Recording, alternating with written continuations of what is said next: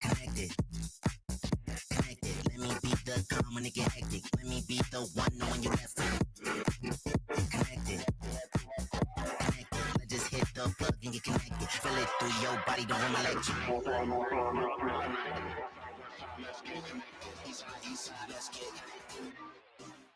If you feel the way I do, come make you move. Cause I need you to help me for the master. The way I do, come make you move. Cause I need you. Can't focus, but your body give me clarity. I can tell the way you move and how you stare at me. I'm obsessed with the way you caress me. I undress you with my eyes and you press me. I confess my love and affection. I'm blinded by all the imperfection. Recognize the dark in your perfection. Can't wait to make you my selection. North side, let's get connected. West side, let's get connected. East side, let's get connected. South side, let's get connected. Worldwide, let's get connected. Local side, let's get connected. Online, let's disconnect it. Offline, let's get connected.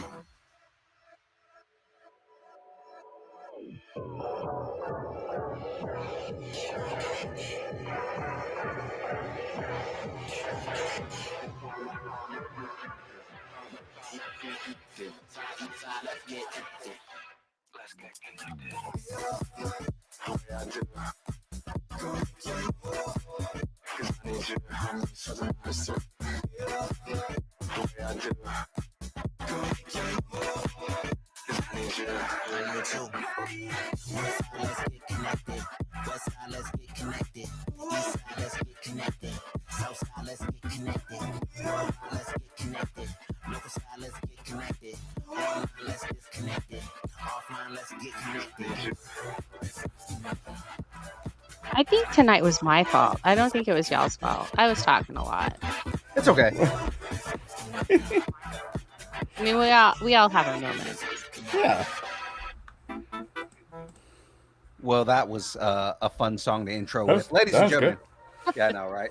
Let's go ahead and get this started. Of course. Woo. Meow. Oh God. It has begun. That is just. Oh shit. That is just the beginning of every show. Didn't realize I didn't turn it off either.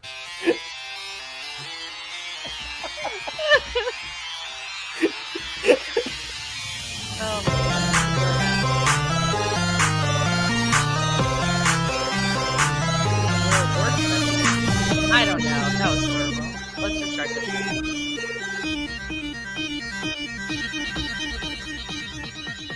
Distance nerding.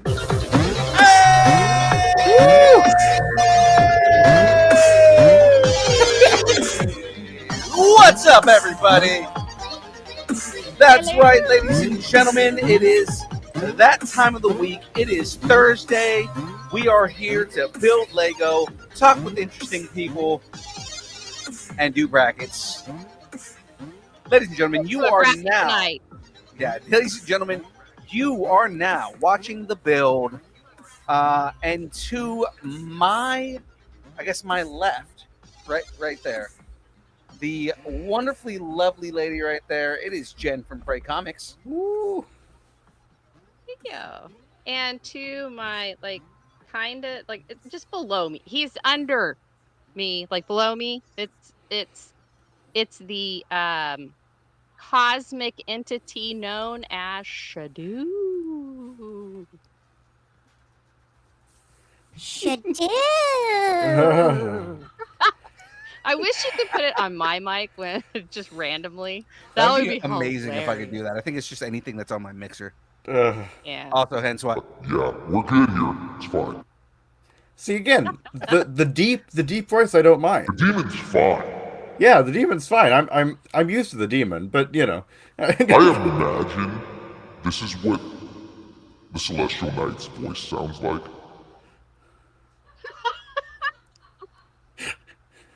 I don't at all, Stop but okay. immediately. In the mask. This is yeah. Just Well, stop it. probably with just this part. Whoa. Or do you think he sounds like this? No. It's That's so how it just Mothman sounds. it just takes me off guard. Well, yeah. Well, no, it's more like No, Mothman sounds like that. Sounds like that. Yeah. No, that's the Flatwoods monster. Yeah, okay. Oh yeah, there you go. Yeah, it could be. All right, well, let's get this Anyway, we have a show to do. part Yes, we of do. the Geek Freaks Network. Yeah. Just do every voice that I can just to mess with him here. Ladies and gentlemen, you are now watching The Build. We are here to have a bunch of fun. We're already messing with Shadu, which means it's already a good time. Ladies and gentlemen, It's been 2 minutes. it's been 2 minutes, exactly. Before we get into all the fun things that we're going to talk about tonight, before we bring on our guest, ladies and gentlemen, this show is brought to you by all the good folks over at Debbie. That's right, ladies and gentlemen. Debbie is a brand of energy drinks created to help focus, concentration, reaction time with no jitters or crash. Debbie contains no maltodextrin, no sugars, no fillers, no artificial colors or dyes. Find out more about Debbie at www.debbie.gg. Use the code NERDING10 and get 10% off your order. Delicious stuff, guys. There are new flavors. I probably need to pick some of those up before the next show. Definitely just because some of them seem very interesting. So I still want to get the Japanese soda. They have a ramen flavor. Ooh. I would like to. I'm interested in that. I don't know how interested, but I'm interested. Well, if you are interested, use the code NERDING10. No, continue. Continue. Actually, matter of fact, I don't have anything for it. Oh no, I do. Right there. Use the code NERDING10. Get 10% off your order. Boom. Right there. There you go. That's right. Debbie.gg, ladies and gentlemen. We made it work. Exactly. So, with that being said, let's jump right into this. Ladies and gentlemen, this week's guest is a publisher, artist, and a writer. They're the creator of a super-powered Golden Knight. That's right. I said Golden Knight. Ladies and gentlemen, please welcome to the show, Dennis Valencia. Woo! Nice. Can you hear me? Do I sound better? Oh yeah, you sound so much better. You sound amazing now. Yeah. Nice. I want the horn. You Can you sound give me the party celestial. horn? Oh yeah, I can give you the horn. Hold on. Give me the party horn. There you go. There you go. That's the first. Oh. Let's go. Amazing. And then I'm going to give you the other applause here.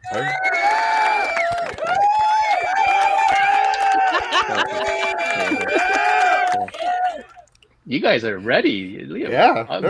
Bro, I bring my own It's just audio him. with me. Okay. Woo, impressed. No one even helps there- him. He does it all himself. Yeah, no, exactly. And it's like, it gets annoying when I start telling, hey, dude, you're the GOAT. You know, things like that. Oh. I like the do love the Cylon voice screaming you did. goat. The what? Oh, which one? Yeah. The Cylon voice. You had the Cylon going on. I don't know what you're talking about. Yes. Genius. Excellent. Throwback. Let's go. Yeah. For this one, I was saying this could be Kirby. Okay, stop it. Please do. I'm encouraging him. Meow. Okay. Just He knows I love that. we're moving on. If you can't tell, that is a running joke for probably the last couple of months now. And I hate it. I hate it so he much. Hates that voice. It started on the buzzer. It did. Yeah. And then kind of just infected the whole channel. Like a virus. All right. But you know what? We're not here to talk about us. No, we were talking about you. We're here to talk about Dennis and Yeah. his amazing book. And I know he's got a crossover book coming up. And so, yeah, let's get into it. Yeah, and hit Phil, me. are you going to build some Lego? I am. So give me a second. I'm actually fixing my camera before I switch cameras here. Okay. What are you building? Let's before we get really into it, we've just got a couple of get to know you questions. Yeah. Some warm-up So if, questions. Yeah. If a movie was based on your life, who would you want to play you? That's terrible. And why? I'm gonna tell you why it's And terrible why? first. And this is gonna sound really bad, and I don't mean to start this off on this tone. There's not a lot of good Asian actors out there. You know what I mean? So I'm trying to think of a cool one that I could say, hey, could play me. Daniel Henney's available. Simu Liu, but I mean, if we're gonna go Hold on. I'm gonna get into the weeds here. Here we He go. goes. Weeds. Here we go. No, because here's the thing, right? ahead. You're Pinoy, right? Yes, sir. Some of the best acting martial artists in the world are Pinoy. Mm. So Yeah. Mhm. Filipino. Here we go. Ooh. Okay. Did you Jared? have somebody in mind, Dennis? Is he stealing your thunder? No, I mean, I'll always say this, like when you take a Filipino, we're a lot more Spanish than we are Asian. So I Yeah. was like, all right, maybe I'll go outside my comfort zone and go and, the Latinos out there. But Yeah. I'll be honest with you, I'm trying to think of like my brain's so fried. I'm trying to think of like who's hip and cool, like for the young actors that I would be like, that would play me. Like, I always joke with my son. I'm like, dude, you're like the Asian Timothy Chalamet. You know what I mean? Like you're the chosen one, dude. And that Yeah. works for him, but doesn't work for me. Like I can't think of anyone cool and young. Well, I'm not young.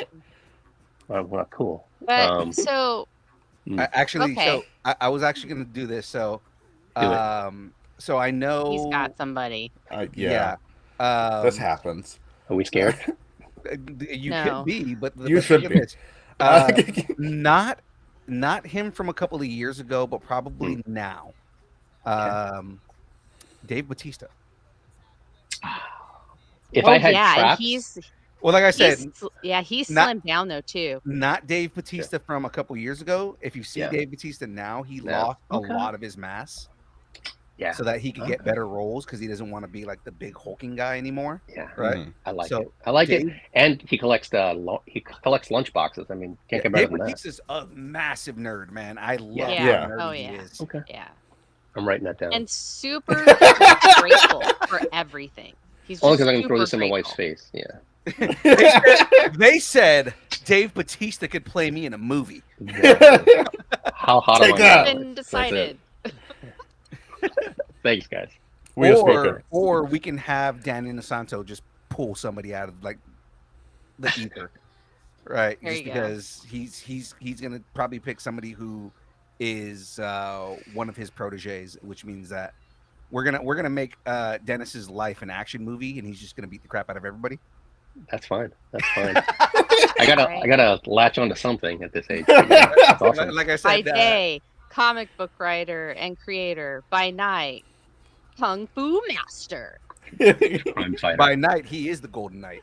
Yeah. Can I actually? You know where my mind went when you asked me that question, and I'm sure you guys are gonna get to it sometime today. Yeah. But the news of the day is, before I see you, Wait, Spaceballs. which one?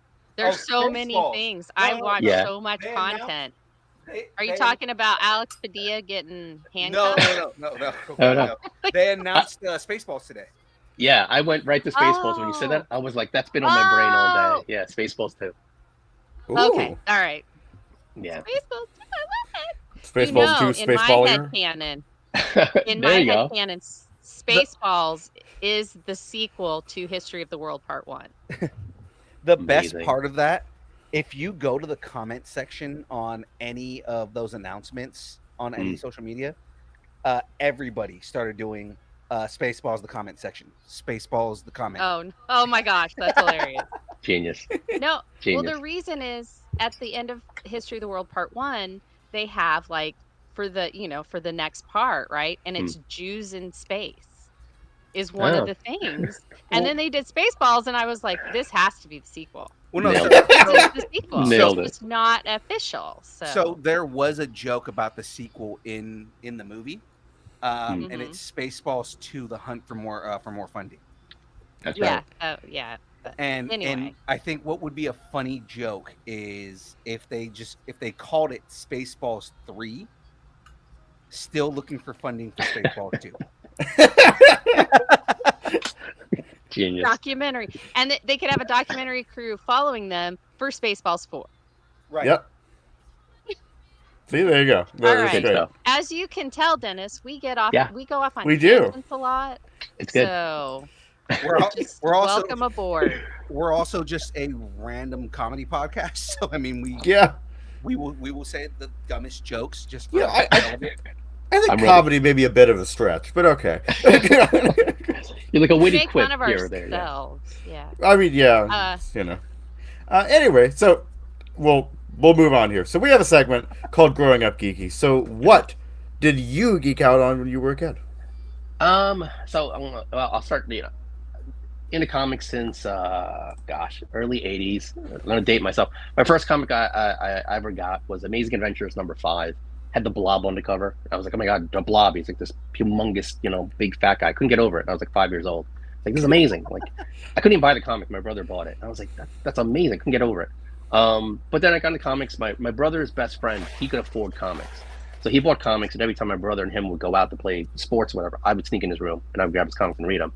And that's kind of got into comics like early '80s, and I fell into love with John Byrne and the Uncanny X-Men. That was my guy. And then it's gonna get a little dark. I hope everyone's ready to get there. So Sure. where I grew up with, they didn't like my people basically in my neighborhood. So whenever I would go out for years, I would either get jumped or it was like really abuse. So it was bad to the point where I stopped going outside. So like what I would do is I would stay home. I'd read comics. I'd sit next to my grandma, and she'd watch 227 or like Remington Steel. And I'd sit next to her and I'd just draw comic books and superhero characters. And I wouldn't want to go outside because of the terribleness. And that's how I just started drawing comic books. And that was kind of like my superhero origin. And I started that early, like at 1982-ish, I was drawing comic, like my characters. And then kind of like tugged them away when I started getting a lot older. I stopped drawing for like a good 20 years. I stopped drawing and then fell back into it, 5 years ago. But yeah, like back then, my jam was always comic books. And anything that had to do with like super cool characters and fighting crime. Nice. Yeah. That is awesome. So what is your most, like, sentimentally, not like cost wise, but what's your most sentimental favorite comic book then that you had growing up? Which one, like, what created a core memory for you, I guess I should say? Yeah, I think and it's probably a lot of people's was it Uncanny X-Men? I want to say it was 138, the Death of Jean Grey. Did that Phoenix? Yeah. Yeah, that one hit hard. Yeah. Yeah, I think at the time, because I was young, I didn't think that happened in comics. Yeah. They always won, no matter what. At the end of every issue, you always knew your guy's always going to come on top because they rock and everyone else sucks. Like, you just knew it. Like, they'd find their way, and it'd be how awesome is the story's going to be. And when that happened, I was kind of like, you kind of shell shocked. I was like, no, did I just read that right? Like, is this for real? And that kind of hit like, I don't know, it felt weird. Like, it felt uncomfortable. And when I like reading it as a little kid, like, this doesn't feel right. Like, that's not what comics were about. It kind of felt like, did I just read that? That one hit home. It was weird. I think That one did. I agree. I mean, that one changed the way a lot of people saw comics. I mean, it really was a big deal, killing and she was a main character. Like, she was one of the originals. She had been there forever, and so it was really an interesting thing that they did with that. And like, I was gonna say it's a trip go ahead. because there's always been the rule of no comic book character ever actually stays dead, except for Uncle Ben, which technically they have brought back. Right. He exists within another universe where Peter doesn't exist. Right. Yeah, I mean, when you get into variants, you kind of screws everything. You throw everything out the window. Yeah. And then the other one was Jason Todd, but again, they brought him back because he's now a prominent figure in DC. So yeah, that was a good one. I did call. Did you? To kill him. I did. I called I called the number. I was in that young, and I did. I wanted to kill him because I thought he was a little punk and I didn't like him at all. I just imagine you like. I loved Dick Grayson, so you don't. Why would you replace Dick Grayson? But then Jen, I gotta ask you: do you think he's more of a punk than Damian, or do you think that Damian is more of a punk than Jason was? Good question. No, Damian is not a punk. Damian will straight up murk you. He will. Jason Todd thought he was hot shit and could murk you, and then he got his ass kicked. Okay, so Jason, I could just see you dialing the phone, Damian, like crying. You think you're hot shit. You think you're so Damian's the real deal. But see, now he is hot shit to the point where the people in Gotham know not to mess with Jason Todd because he will kill you. Yeah. No, and that's fine. Now he's not a punk, but back then he needed to die. He needed to die. He needed it. She's Okay, just like very much murder Jason Todd. I hate it. Yeah. it was the only thing that I was happy Pretty that face. the Joker did. It Okay. is the only way. Wow. Sorry, revealing. that got really dark there. Man, I yeah, that's swear, I'm a dark. really Yeah. nice person. I Yeah, promise I am. Man, I thought Dennis was gonna get dark, and you got dark. Yeah. Yeah. Oh, Anybody have that okay. on their bingo card? Jen was gonna talk about how much she wanted to murder Jason Todd You guys have bingo cards? I guess every week. I'll have to look through my Rolodex of bingo cards. you Rolodex. Rolodex of bingo cards. Wow. As you can tell, we're To old. do. That's an older thing. I know what a Rolodex Color. is. I've known you for 22 years, Mom. That's hilarious. Uh, I forget right, it. People so- don't know. Mom-splained him right now. It's great. Yeah. I know what a Rolodex is. I know what a bingo card is. I know what a dial-up phone is. Like, again, I know what all these things you're are. just an old soul, aren't you? Little Shadoo. Anyway. This is absolutely amazing. So we kind of got into this. We're getting into the main part of the show here. So we kind of got in, or we started to get into this, but I guess just kind of further this. So in terms of you kind of being mostly an artist and whatever, what are your influences? Really? So John Byrne. I mean, from the beginning, it was always John Byrne. X-Men 115, they go to Savage Land, they fight Sauron. It was one of those books where, you know, I stole the comic from like my brother's best friend, sitting upstairs in our room, and I turned that double page spread and Wolverine slashing at Sauron, and I was in. I'm like, I'm in. Like, whoever this is, like, that's my guy. My style started from him. Like, I was like, the Terry Austin lines on it, like the anime eyes to it, like just total John Byrne. And then, for better or worse, I got more into the 90s when I had money and I can go buy books. And then my style started evolving into more of a 90s look with a lot more, detailing and a little bit more dynamicism. But John Byrne's my guy. Like, everything goes back to him. It all starts there. Well, I feel like the 90s crew really did take a lot from John anyway, like the Yes. influences from John Byrne. So I could see that being a natural progression. I could see that in the comic that you had that 90s style. I was going to ask you if you were more like a Liefeld or a Lee or like a Silvestri or who are those guys where you like, no, I really like the way he does a body shape, because I don't see in yours, I don't really see a lot of Liefeld. I see more Right. like Silvestri in yours, but I didn't know what you were going for. Yeah, I think if anything, I know what back in the day, I leaned more towards McFarlane. And that's what I was doing, like a lot of ticks. And it just depended. Like, when I do Celestial Knight, because he's armor, I don't do a lot of ticks. Like, it's not a lot of detailing because it's armor, it's shiny, it's curvy. Right. But when I do anything outside of the armor, I go more towards McFarlane, where you see a lot of detail, a lot of ticks, a lot of this, splatter. Yeah, I love Liefeld for better or worse, but my style, I don't want to draw him like him. I'll tell you that much. Yeah, I didn't think so, but it did have that 90s. Well, I mean, also Yeah. you do 90s flair, so. Also, you do feet better, so Thank you. He's like, zing. And I gotta ask, because like Okay, this day and age, that was funny. this day and age, there's a lot of nostalgia and kind of especially with nerds like us, we go back and get the things that influenced us the most and things like that. So, do you have Incredible Hulk Wolverine #1 by John Byrne? Incredible Hulk #1, but which one is that one? I'm trying to remember. Incredible Hulk and Wolverine #1 is the John Byrne, the classic, black, brown and tan suit, the claws with the Hulk in the background. 181? where it's 181. reflected on the Or 180. No, it's 180. 180. I don't have 180. I have 181. It's not technically the first appearance of Wolverine. I mean, he's on the cover of it, but it's actually right behind this poster.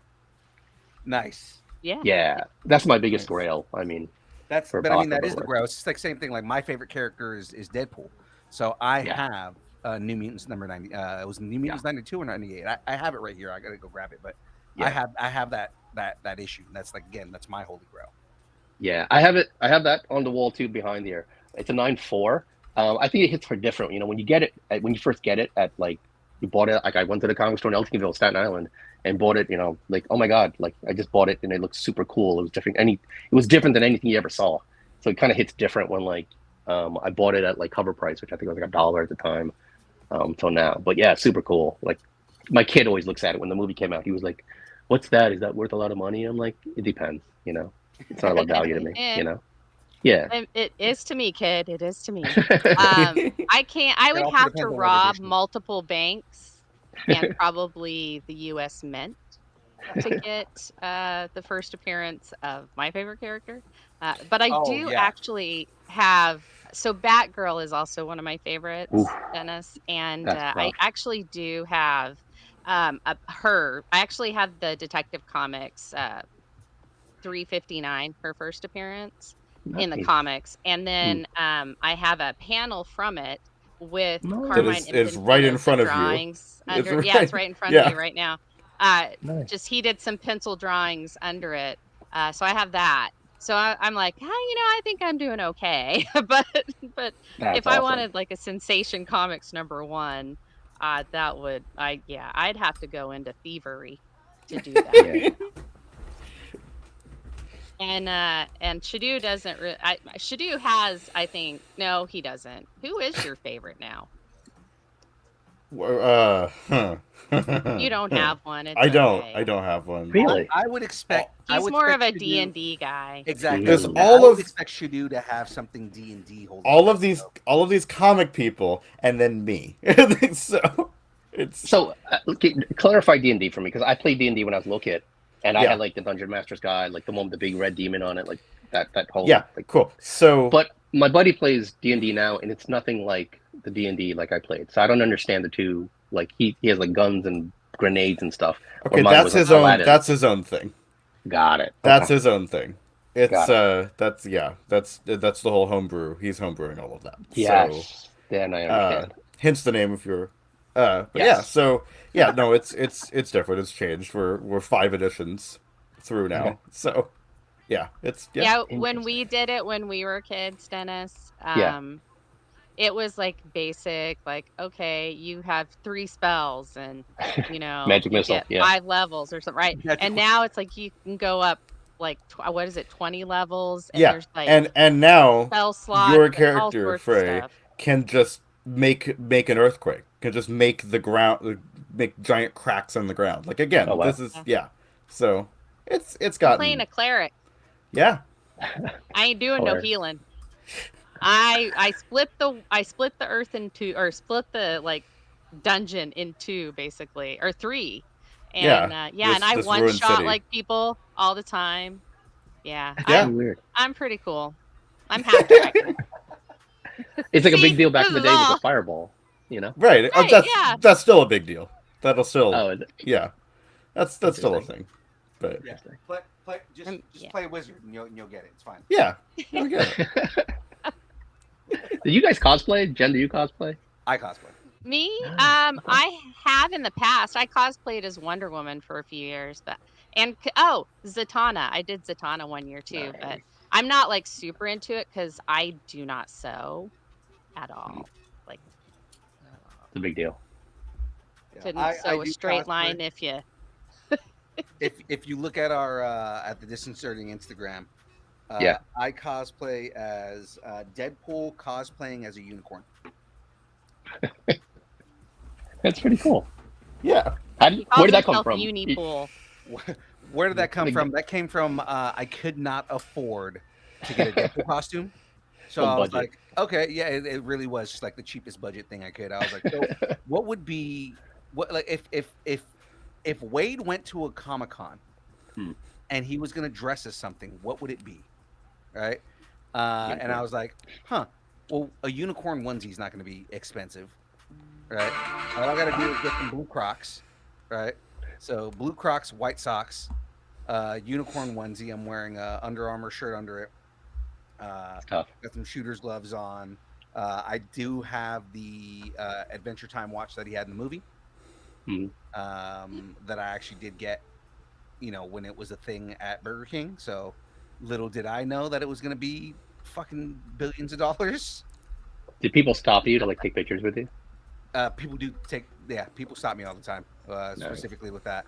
And then the morning that we went out, I debuted at LA Comic Con because a friend of mine was like, dude, you should cosplay as Deadpool. Like, you already love Deadpool a lot. You know the lore. Mm. You're quick witted and sarcastic. Like, I think you would do well as Deadpool, because we were doing another show and people were like, oh, are you cosplaying as something? And my response was, oh, yeah, no, I'm Wade without the cancer. Ouch. And the whole thing is like, because jokes like that, right? Like, they're Yeah, like these yeah. dark, sarcastic jokes, and people were like, man, you really should do Deadpool. So Yeah, the morning nailed it. of, yeah, I was like, okay, I feel a little naked in just a onesie and a cheap, it was a cheap Deadpool, like latex Deadpool mask. So I ended up putting on a t-shirt over it. And I went to the hotel that we were staying at. There was a Macy's in the basement. So I went down to the Macy's and started looking. I was looking for the most like dad fanny pack that I could find. Mm. But all of them were like expensive and like just kind of like they weren't like a 90s fanny pack, and that's what I was looking for. Until I go to the clearance section and I found a 90s MTV fanny pack. Genius. Oh wow. Perfect. Yeah. Yeah, So I perfect. put that on. I had my unicorn backpack on, My Little Pony backpack on, and everything like that. And that was the birth of the Unipool. Unipool. Again, the fun story behind that is, so we get to LA Comic Con, we get stopped in the front. I go mess with the Spider-Man for a second, right? And I'm just like, hey, Pete, how's it going, man? Just messing with him. He's like, really, Wade? You're just going to tell everybody my secret identity? And I was like, well, you just told everybody mine. He goes, everybody knows your secret identity, Wade. And I'm like, you're not wrong there. That's the year. Okay.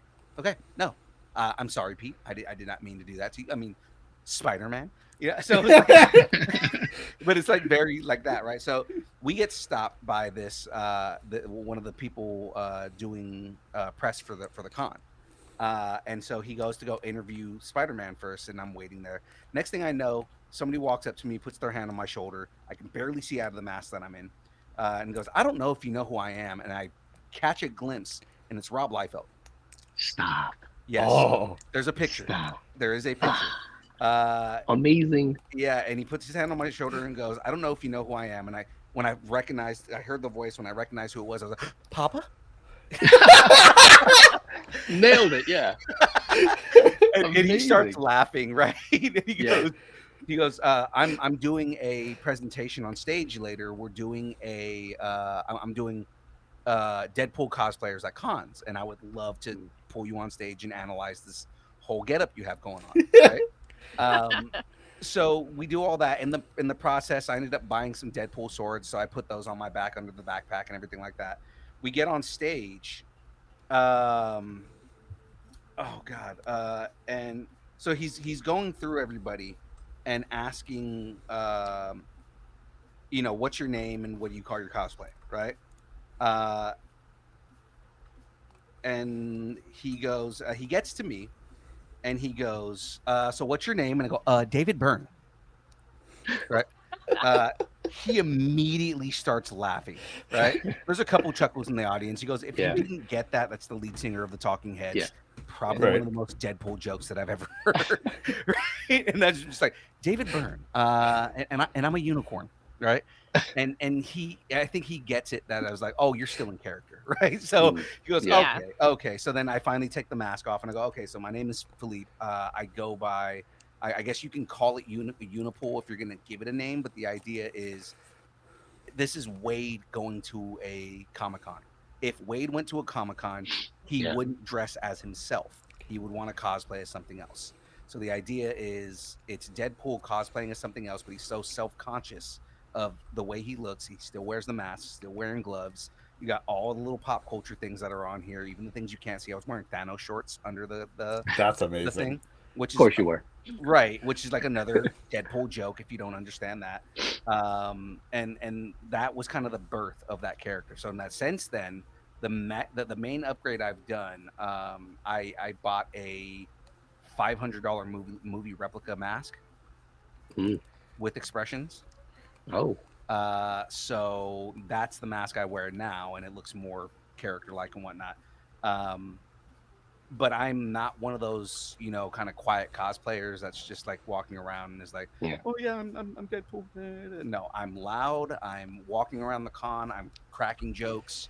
The thing I'm famous for at this point right now is I'll walk around the con and say, has anybody seen Logan? He's about 4 foot nothing, really angry, knives for fingers, really bad chops. Tried to shave him one day and just stabbed me in the chest. There was blood everywhere. It's terrible. Right. Or I'll start screaming, mercenary for hire. It's just like as loud as possible, right? Mercenary. I'm the cheapest mercenary you can find. Two tacos and a pancake. Whatever you need done. Right.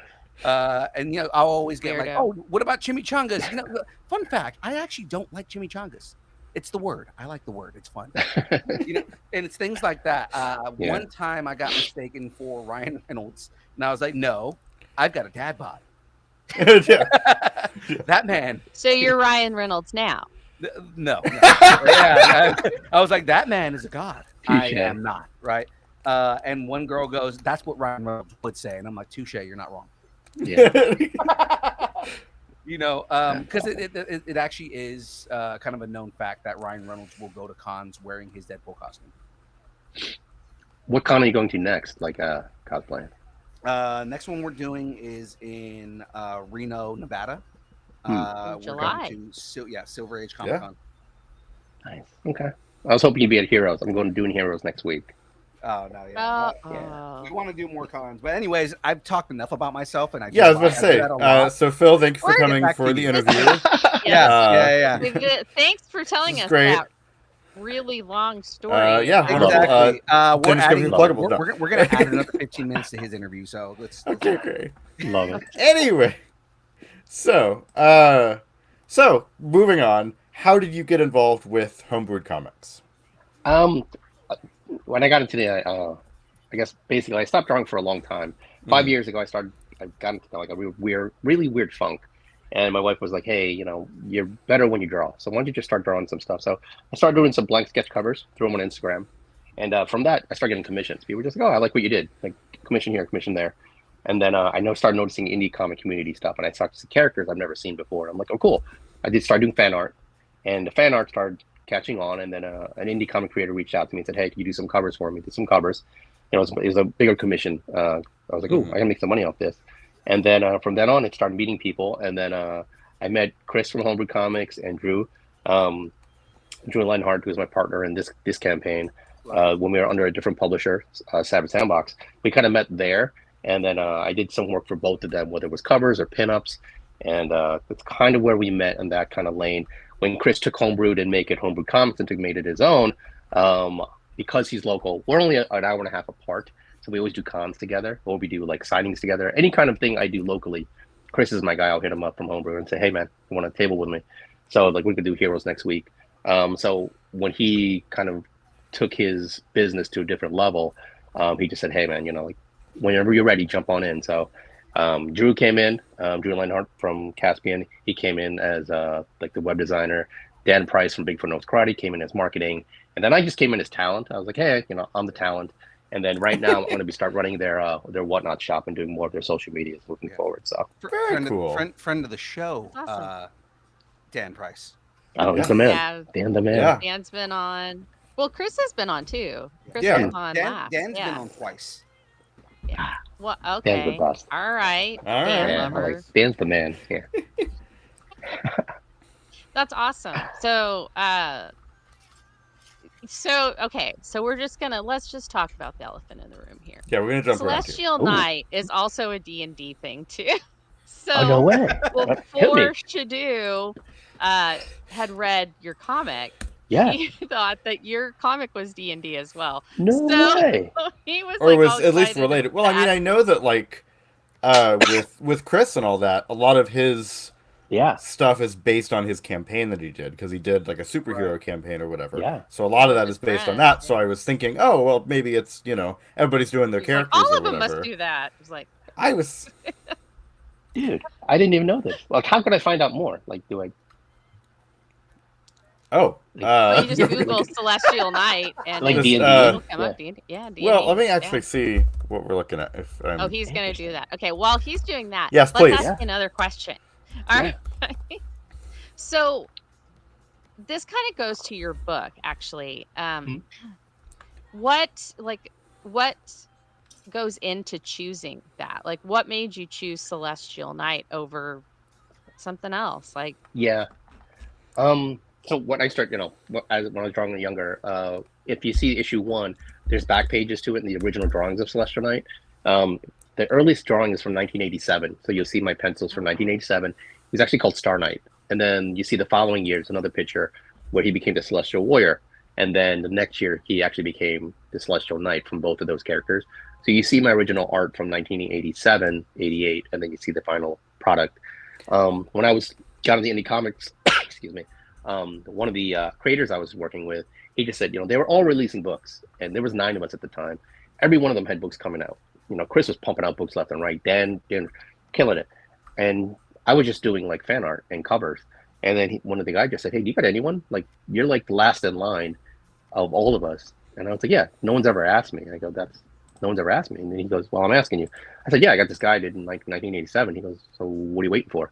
So they kind of gave me the stones to actually put them in print and finally get them going. yeah. The story was always in there.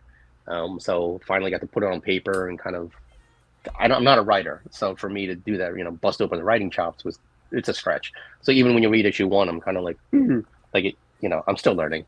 I'm so confident more in my art than anything. But when it comes to the writing stuff, I have an editor, but it's definitely a different lane and a different muscle that I definitely not developed. So issue 2 comes out actually this month. And hopefully the story hits. I've got really good feedback on issue 1, but again, fledgling writer, I guess Hey, yes. it was still pretty good. It was good. Like, Yeah, I mean, look, I followed the story, yeah. and That's everything important. looked like it was spelled correctly. So I feel like, you're ahead of the game there. That worked. Hey, I think for me, like, because a lot of the dialogue, it comes from the reporter, it doesn't come from the character, and I wanted Norman to come across. I wanted his fun facts to hit. Like, I wanted that little bit of humor to come through. I loved that. Yeah. Okay. Awesome. Yeah, that was important to me to kind of like, it's my personality.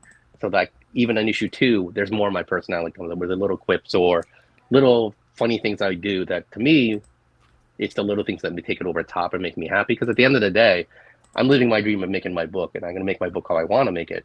And when I look back on it when I'm old and gray and be like, oh, I made that book, but that book speaks so much of who I am and in the, my essence is in that book.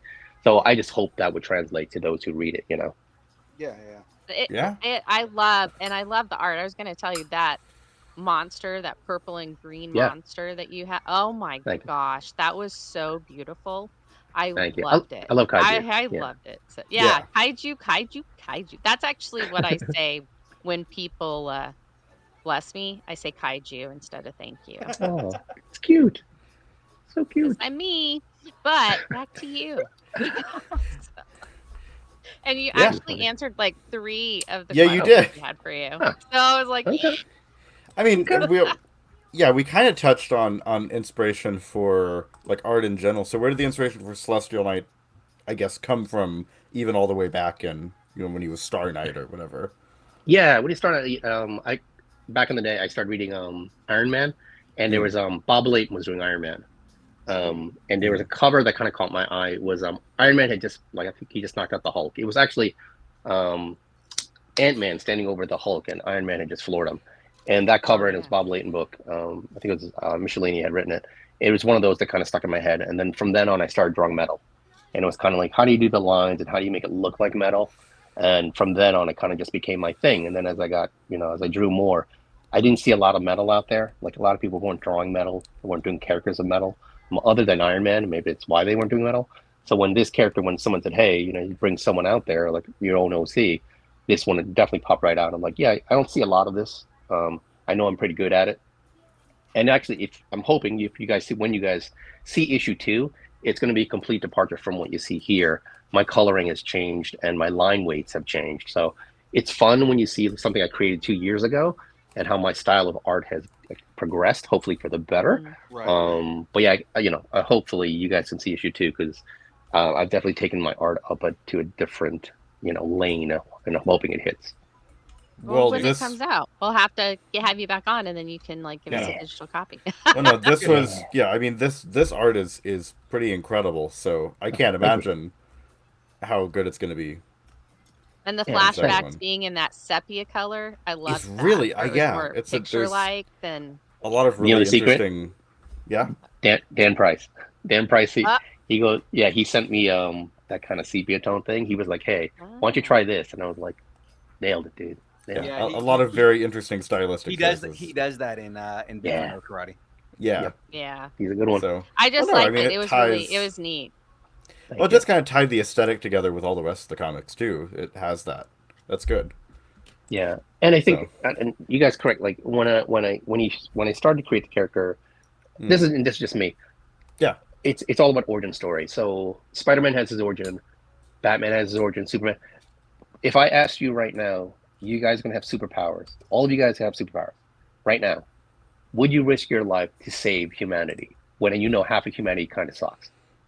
Like, what's going to make you put all of that behind you? Like, people suck, but I'm going to put on my powers. I'm going to go risk my life to save the world or save people who probably don't give a rat's ass about whether live or die. And that was kind of my motivation.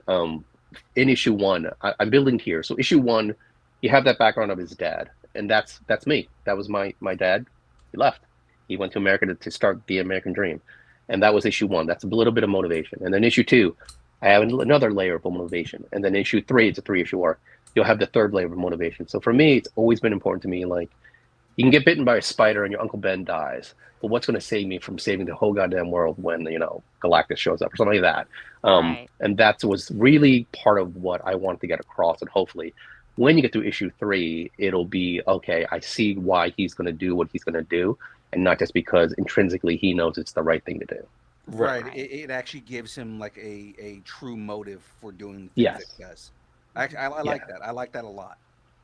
And it Yeah. gives Yeah. him depth. He's not just a, two-dimensional character. That makes him more three-dimensional. So I mean, that's great.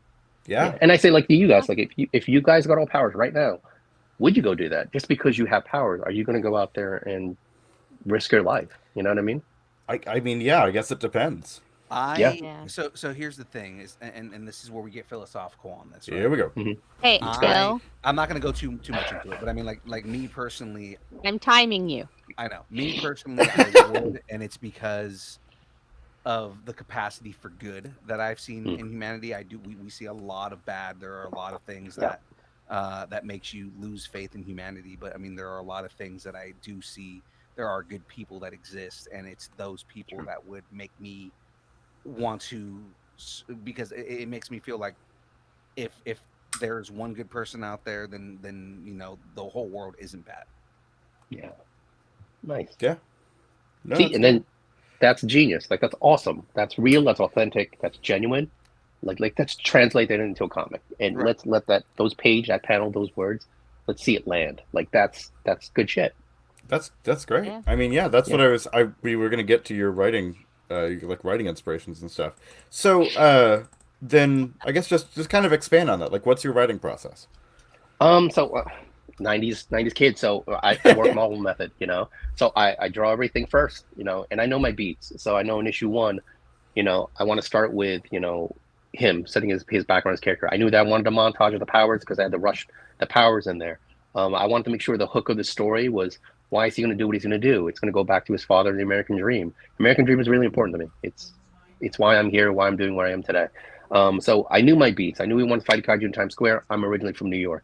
And then I knew at the end I want to introduce new characters, some bad guys, his rogues gallery. So I knew my beats, so I could draw those beats out, so I could have these pages done, and then I would have the filler in between to kind of do it. And then once I had all the art done, then I went back to scripting and writing the story. Then I sent to my editor. So issue 2 is the same thing. I drew all 31 pages out, and I just knew my beats. So I knew, like, this is where it's going to end, this is where it's going to begin. These are going to be the impact scenes where I'm laying down the foundation for his motivation, his story, and his arc. And then the in between is the little bit, the paneling as far as the fighting sequences go. And then same thing will be with issue 3. So better or worse, it's the Marvel method. I know it's kind of archaic. I know most the big publishers don't do that anymore. It's so much more scripted. Like, when I look at Drew's script for CK versus CP, I mean, it's like Gaiman, you know what I mean? He's like, I wanted this view, and I want that view, and I want this. So it's interesting of like how he writes. And I'm not there yet. Like there's no way. Like Yeah. I'm a control freak as it is on my book. So like I write it, I draw it, I ink it, I color it. The only thing I don't do is letter it. So for me, it's just maybe just easy process in my brain. Whatever works, man. Whatever works. Yeah. Yeah. Yeah. If that works for you, if Yeah. that gets your story across, then whatever you need to do. Yeah. So- I guess it would Well, be it like makes sense when to someone says you, it doesn't so. work, then yeah. Yeah, Well, exactly. what if you say like, oh, it didn't work, it didn't hit, then I'll be like, oh my gosh, I'm gonna get in my head of like, okay, I could rethink about all this process. Yeah. So No, you got to do you. Right. So yeah, so we're gonna get a little bit more specific here, very specific. So me as a writer, I did notice some things. I have a red pen. Hold on. Oh no. Oh gosh, pen. no. No. So all right. So on the Awesome. first no. I noticed that you have. I didn't actually listen to anything. You have little music cues Yes. on some of the pages here. I wanted to ask you about that and kind of where that idea came from, because I know in my writing I kind of do the same thing. I have a song associated with a specific chapter, a specific story or something, and so I'm He wondering sent me where that came from. 11 different stories, and he has a song that he wants me to listen to soundtrack. while I'm reading those. Yeah. Nice. So he's not bossy at all. Well, no, I'm that not one of the saying you songs? have to. I'm saying that it's there to emphasize It's the emotions. better of if you the, do it to the music, Mom. yeah, and that's not during, Come on, after. Mom. That's it's like in credits music. It's It like complements it. yeah, yeah. See, he gets it, but no, it's like. So anyway, so how did you come to that conclusion? That's what I'm asking. Yeah, I think, and it wasn't something as basic as like I'm writing it and the music's playing in the background. Mhm. It's as I'm writing it and I'm hitting that part of the story, I hear it in the back of my head of like almost like when you're watching a movie or TV, they have that swell of sound behind it. That's kind of where I kind of went with it. Like even in issue 2, the songs were it's not even the words, it's almost like the energy behind it that Right. kind of create the scene or surround the scene, so that when you see it and hopefully you recognize the song, or if you even played it, that'd be even more amazing. But you can kind of see where it's coming from, of how that crescendo kind of goes with the beats of the action or the seriousness of the tone. And that was just something like, it came to me when I'd seen some people do actual soundtracks. One guy, he actually, in his Kickstarter, he had like you backed a certain tier and you got a little like hard drive of like music and like a soundtrack. And I wasn't doing that. I wasn't that serious in that sense at the time. But for me, there was always those music in my head that I would kind of be like, yeah, that kind of would match. If I was going to score it in a movie one day, like that would have that part of the score, Fuck, I'm gonna become that person, aren't I? Sorry, just having an existential crisis. No, that's really good. No, it was very cinematic. You're gonna become that person. Okay, I You am already that are person. that person. Zing. Yeah, no, I know. Anyway, I was No, I thought muted, it was very- or I would have said it sooner. I apologize. it was very cinematic. Like it felt like, oh, this is like a movie. This is whatever. It really helps with the visualization. I loved it. So Awesome. yeah, Thank and you. I really want to go back and read the first issue, and I guess issue 2 as well, and do it with the music. There you I go. want Nice. that would That'd be that there sounds you awesome. go. There you Very go. cool. So yeah, no, it was You guys really can cool. circle back around with that, and you can tell him if it's Here we go. Yeah. something he should do. If it's you're So feeling it. getting it just a little bit more serious here. So Yeah. we kind of touched on we touched on most of this, but we'll expand here. So I see that Filipino culture and like the immigrant experience, the American dream, and all that is a big part of this. Yeah. So kind of tell us about that. What's been the just tell us about it. Yeah. So one of the things, so I was born in the Philippines, and Yeah. my dad, when I was 2 months old, I was very young, like 2 months old, my family came over. But my dad had went over originally to kind of like lay the foundation down. And there's a picture of him, and it's actually a black and white picture that I remember seeing, and it kind of always stuck with me since a little kid. It's a picture of him, and it's young dad. I'm like, oh my God, young dad. And he's totally 70s out. You got the mutton chops and the big glasses and the leather jacket with a big turtleneck. And he's got his like little briefcase, and he's coming off the plane. I want to say it was LaGuardia. He's coming off the plane, and it's a picture taken by the uncle. And I just remember it always stuck with me of like the smile on his face when he landed in America. Like it was just like I made it. Like I'm here. Like it always stuck with me, always. And then my parents have been super successful, like way more successful than I'll ever be. So just that always stuck with me of like they're that American dream. They're exactly what those terms stand for. I always look at them and be like, and admire them incredibly. Like, and again, your parents. But yeah, that's where that came from, and that to me was a beat of why I would do like if I got those powers. It's so intrinsic in me.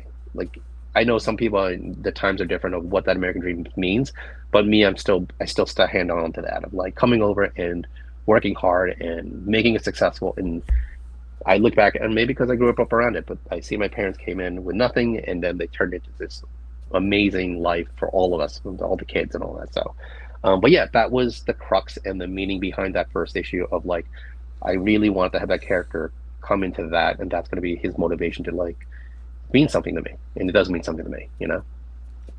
Yeah. No, awesome. that's incredible. I mean, that's just yeah. It really is. It's awesome. Yeah. Yeah, And yeah. You've And thank you. you know injected. what? You're helping with the diversity in comics as well. Yeah. No, definitely. Because, Please. Yeah, well, We because I need mean, more. yeah, I love origin stories that are not like Batman. Yeah. And I mean, like, how often do you get Filipino representation? Really? yeah. I It's I mean, brought on it this back. show, We we get see a a lot of Filipino Filipino Well, every week. Yeah. Yeah. well, I know that, Phil, but I'm saying in general, in the broader, cultural landscape. And what I meant by that, not specifically because we have a co-host that's Filipino, but No, no, also no. no, I know no, no, I'm Delia saying not yeah. because of that. I'm saying, Or- but a lot of we I don't know if you know about the Halo Halo Network. No, oh my God, Yeah, uh-huh. is it You Cookie should. Channel? What? no. So it's a network of I'll comic book follow to you creators. too. Uh-huh. It's a network of comic book creators, of Filipino comic book creators. Yeah.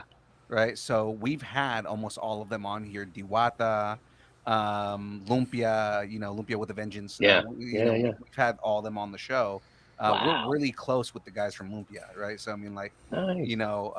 but like a lot of that representation, we tend to push a lot of Filipino work on this show because Sweet there deal. is a kind of like movement of Filipino creators trying to kind of diversify within the comic book world. A lot of it is Mm. just because a lot of Filipinos have been in the comic book world, Mhm. but have been like background players. They've been Yeah. like Yeah. issue artists, and they've been background artists and things like that. Yep. Mhm. Guys that kind of just don't get the credit, but do all the Mhm. work, right? So they're just Yeah. now coming out, and you're hearing a lot about that. Lawrence Iriarte is a really good friend of ours, and he worked for DC for years. Yeah. And nobody even knows that the guy drew so many of the most iconic Batman scenes, where he was, just doing background work for another artist. Yeah. Mhm. It's That's crazy. yeah. So, no, we're happy to represent. Yeah. So, Yeah, So- the so you whitest landed person on on the the right- show. Oh, but you landed on the right show because we are Yes. very big about pushing Filipino creators. we're happy to help you represent. How about that? Is that better? Just I'm and I'll trying. be honest, Look, Stop I'm talking trying. to Okay, me. I'm gonna stop. Okay. I didn't do it on purpose. I just wanted to tell my story. No, No, it's great though. Thank you. So let's Because talk it makes about the story more Norm. personal. It does make the story more personal. Yeah. Something that that makes for a more interesting story in general. Yeah. You know what's more personal than that?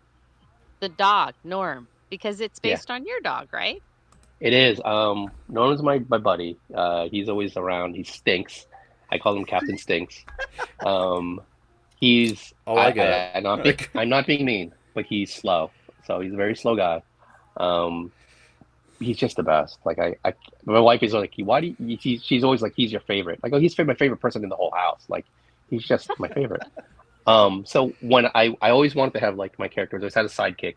So for me, it was like Norman's the sidekick. He's going to be Batman's Oracle. Like he's going to be the one with the fun facts. Now this is the thing: you don't know if the fun fact is because he watches too much TV and he just soaks in all the information, or is it his superpower that he has all these fun facts? Because every issue is going to have at least 3 to 4 different fun facts he's going to whip out for the most innocuous time that make no sense or that doesn't have any relevance to him beating the villain.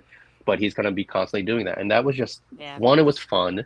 2, my dog in there. Like, if you're not a dog person, I don't know about you.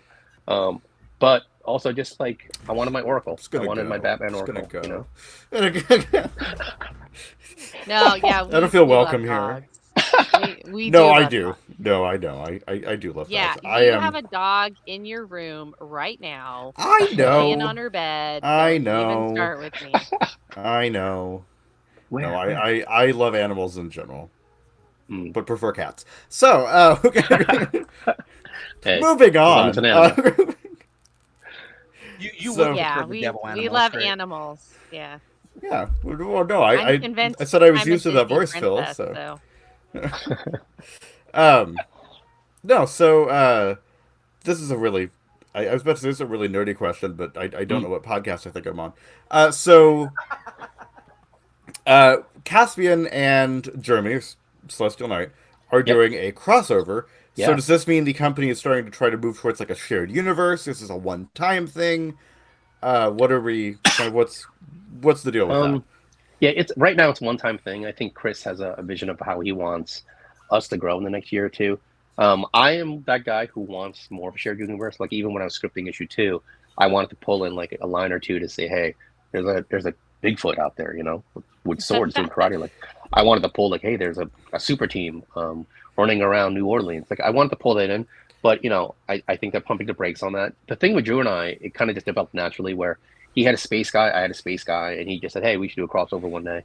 And when Yeah. he said it, I thought of the idea real quick in my head. I said, you know what? If you did, your guy is a space delivery guy, and my guy has a dog, and he's going to order something from Chewy.com, and he's going to want it delivered. And then that kind of just led into like this story with Drew of like, okay, I got you. That's And next thing you know, amazing. yeah, it was in the back burner. And then you finally say, hey, you want to do it? And this is when he got into homebrew, and I was still not part of homebrew. He's like, you want to do it? I'm like, yeah, let's do it. And then he's just like, you mind if we launch it on homebrew? I said, yeah, let's do it. So he wrote the story. Juan Fletes did the art, and then I am doing the inking and the coloring. So I did the cover, which you guys seen the cover. So I, homebrewcomics.com, you could see it and sign up on Kickstarter. That'd be great. But I did the cover, but I'm doing the inking and the coloring, and Juan Fletes is doing the art. So he's really good, Brazil. And if you've seen all the Caspian Porter stuff, he has great facial expression. So I really wanted to capture his style by inking him. He's very Sal Buscema, very Neil Adams, and I'm very 90s. So blending those two was a challenge for me, but it's a good muscle to flex. It's a good challenge for me to, as an artist, to grow. Inking over someone else. So That's awesome. oh Yeah. yeah, No, that's I cool. No, think it's I amazing. noticed. Sorry, I know Hmm. I'm trying to host here. So, uh, no, I noticed in your book a bunch of references to all the other or a lot of the other Yeah, homebrew stuff. So, like, I think there yeah, was a Bigfoot thing in there. there was. So So, even on the yeah, billboards in Times Square, I yeah, tried to put I was all looking those at that. Yeah. guys. Yeah, those guys who either supported me or did me fan art, or and even in issue 2, there's a scene where the whole issue 2 is fighting. Those three Hmm. villains at the end of the issue wind up fighting him for 31 pages, and I'll be honest, Mr. Writer, it's tough to fight. It's tough to write 30 pages of fighting because if It you've ever been in a fight, you're in survival mode. You're not thinking about you're just in survival mode. So challenge to write. But what I did was always paying homage to the people out there who made my dream come true. There's a part in the book where the one of the side characters is streaming the fight on his phone, and the mhm. comment section is just people in the comment section. And I put the comic section in the comic, so all those Oh people, I said, God. "Hey, this is the scene. Give me some comments." And then everyone in the community were just sending me and DMing me these comments, and then I put them in the live stream of like drawing out the scene of the fight on a phone with like the hearts and the fire emojis and everyone's silly comments that are making as if you were watching a Celestial Knight fighting a kaiju or fighting a bunch of characters, what you would be saying in the comments. And I just thought that was a lot of fun, you know? That's Yeah, no, awesome. that is Put a No, I fun. comment. love that. And very now. It's very like Yeah, recent. right. Like Yeah. it's not because usually, you do have the talking heads. Oh, and we're going to report the news. But now that it's not like that. Like you might have a live streamer or something, or Yeah. you've got people on their phones like living on TikTok going, "What's going on with this guy?" kind of thing. So it's all yeah, it's really great. So It's that's very Right. a real. great No, it concept. really it kind of it makes it feel more real. It makes it feel more lived in. It's good. Yeah. When I So Grounded and now. when when I grounded drew it, now. Yeah. yeah, I Grounded is the approached word I my was looking editor for. with it, and I just said to her like, "Is this too much? Like, is it too meta-ish? Like, is it like too much?" And she goes, "No." She goes, "The first thing that would happen is would someone would whip out their phone, and start liking it. Like there's no like Yeah. you forget what generation we're in right now. I'm like, okay. Right. I'm like, good. She gave me the go. I'm like, I'm gonna do this. Right. Yeah. No, that's great, and I love the community engagement aspect of it too. Yeah. In general, that's something we try to emphasize here too, and so Thank no, it's great. We call them parasocial relationships. We do, yes, Big word. and they're only a little toxic. So, As always. Always. all right, so Toxic. Well, who's as you say that, I look up. I was like, nope, Say Wong's not here. All right. Who? No, I mean, Phil, he's here, here, we but- want to ask some. We're at your Yes, I would, questions, yeah. Phil. Oh, we're at my questions. yes, go. All right, man. I'm gonna After ask learning you the about hardest, you. Yeah, after learning about everything on here, I'm gonna ask you the hardest questions you've ever been asked in your life. Are you ready for this? Ooh. You're the girl. Here we go. I'm actually gonna ask you two because one of them is our regular question, but then I always have to ask Filipino creators this one too. So, Okay. first We're one. not is- at that question. Oh, we're not at that question. We're at the sequel thing. Oh, okay. Oh, we're gonna do that. All right. Okay, yeah, we haven't. So It's fine. So hold just that you thought. wait. Hold that thought. Yeah, just hold that right there. It will be the The hardest suspense. question you'll ever be. Yeah. I mean, these questions aren't that easy either. What would be the worst movie sequel ever made? Now, the premise of this question is not a sequel that's already been made. What's a sequel that's like, God, we don't need this? Big Trouble in Little China. I mean, stop it. You know, like I know that sequel's coming. I think The Rock is. Yeah, I'm like, what are you doing? Like, what's wrong with you people? Like, come on, Jack Burton, leave him alone. Like that story, beginning to end, like Big Trouble. Like there should be no more trouble after that. That's just no. I know that's in production, and like I said, I heard it was Dwayne Johnson doing it, which bothers me. That's It a big really trouble in pisses Little me China off thing. to no end. Yeah, there you There you go. go. Yeah, you got it. I was like, I gotta go to the soundboard. I have. Oh my Big Trouble in Little gosh. China soundbite. Amazing. Amazing. What else? Holy cow, that was great. That's the kind of nerd I am. Holy moly, that was amazing. Yeah. Right? It's like, oh my God, Big Trouble in Little China. Let's talk about this. Let me go and get my soundbite. Great. This really pisses me off to no end. So, all right. funny. So, who would you most like to sit next to on a 10-hour flight, and why? Now, this is definitely anybody in history. History. Although our last Anybody guest living or said- dead. Right. said that they would want to talk to somebody who liked black licorice, so they could ask them why they liked it. So you got to top that. You Yeah, gotta so top that. that was the last answer, and I'm like, that's burned in my brain. That's a outside of the box answer there. That's a good. it's a little psycho. Yeah. This is gonna sound again comic nerd shit. I'd sit next to Jim Shooter. I'd love to know about him writing Secret Wars, him working with Louis Simonson, Gil Kane, like all the John Byrne, how he managed that whole dynamic, that X-Men years. Definitely nerd out with Jim Shooter. That would be my guy. I would love to. I will say this because this kind of relates to a question that came up the other day with me and my wife. Went to a pizza shop and there was an old man sitting there and he just started talking to me randomly. And I told my wife, I go, this is like my job. Like I would rather talk to an older person about just life in general than any kind of person. Like I really enjoy talking to the elderly. I just think they have so many great stories and so much wisdom, and just it's always innocent conversation. I don't know if you guys do that, but it's just some of the best conversation I ever had. And I speak to a lot of that at my job, where I speak to a lot of the elderly. And I'll be honest with you, I'll be like, let's go sit on the sofa so I don't have to work, and you chew my ear off for 2 or 3 hours. And I just like, it's one of my things of like, oh, that I love it. Like I love that interaction. Totally sidebar. That's awesome. Yeah, That's That's awesome. awesome. No, please. Well, so what are you currently nerding out on besides the elderly? this is really, that's great. That's a T-shirt right there. Nerding out on the elderly. Again, That feels that feels maybe slightly offensive, but you know. you're right. Oh, you know what? Yeah. We're doing that shirt. I nerd out on the elderly. There you go. I love Godzilla movies. If I have anything on, whenever I'm drawing or writing or anything or cleaning anything in the background, it's a Godzilla movie. I mean, it's just my jam is old school. I know there's an old Asian man in a rubber suit that jumping around like crazy. I just really dig Godzilla movies. The kaiju and all that kind of stuff it's everything to me. Yeah, it's always my thing. Yeah, I always go back to that no matter what. That's awesome. Great. Yeah. What else you Now, got? Phil. Now we're gonna do the hardest Hit me, question. Phil. Yes. All right. Now Now's the now we time, can do Phil. the yes. Now's the time. Now's the time. It's time. All right. Again, I'm gonna ask you the hardest question you've ever been asked in your life. Ready. Are you ready for Okay. this? Ready. All right. What is your favorite kind of taco? Oh wow. Oh, easy one. Carnitas. Okay. And I'll tell you why. And I didn't realize why. Excuse me. Until they took it out of Sabor, and I used to go there, twice a week, get the carnitas, and then they took it out of Sabor, and I haven't gone back since. Wow. Yeah. Oh, wow. What's up with that? Yeah. Yeah. That's awesome.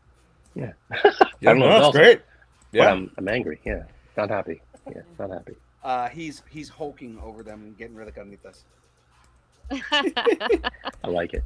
You wouldn't like. What to see was me the angry. other question you wanted? You said it was the second So one. again, given there's a correct answer to this, right? What is your favorite kind of lumpia? Just pork. Yeah, keep it simple. I'll be honest with you. I don't get a lot anymore because I live down south now, and Oh yeah, so I there's not a lot of grew up on- lumpia down south. no, I grew up on mom's food, and mom's still in New York. There's not much out here. Even these there is a one little Filipino restaurant here, and it's kind of like it's not. It hits, but it doesn't hit like mom. Well, nothing hits like mom's. But yeah, I had some lumpia there, and I was like, oh, that's cool. But it didn't hit like mom's, and there was I saw they have kare kare, and if you know kare kare, Yeah. bless you. Yeah, But my God, I haven't had that in forever, and I was just like, oh, that's got to be on my target. They're just really pricey high. They price it high, but that's my next target. I'm like, all right, I'll try that out. But they have lechon, and you can't go wrong with lechon. So yeah, barbecue, so basics. Yeah, that's it. Nice. Fun fact. I'm hungry. I know, right? Fun fact. My mom was adopted. Okay. So I'm full-blooded Nicaraguan. My mom and my dad are both Nicaraguan. Mm. But my mom was adopted by a El Salvadorian Filipino couple, so I grew up with a lot of Filipino culture. Nice. Do you practice it? Because when I grew up, my parents were so we're in America now. No, they took away a lot of our culture. Yeah. They didn't want us to do any of barely any of the. I knew the curse words because they would curse at each other. That's the only way I learned that stuff. But yeah, oh my gosh. Well, other than that, it was the food, it was the cursing, and that was pretty much it. Yeah. But yeah, I assume That's you all grew you up with need, a lot really. of that culture, right? Well, I'm from San Francisco. I grew up around Daly City. Oh, If yeah. if you're Filipino in America, Daly City is Little Manila. So I mean, Yeah. Nice. But no, yeah, I grew up around a lot of culture. I don't know Tagalog myself, but I mean, again, I know a lot of the words and things like that. Yeah.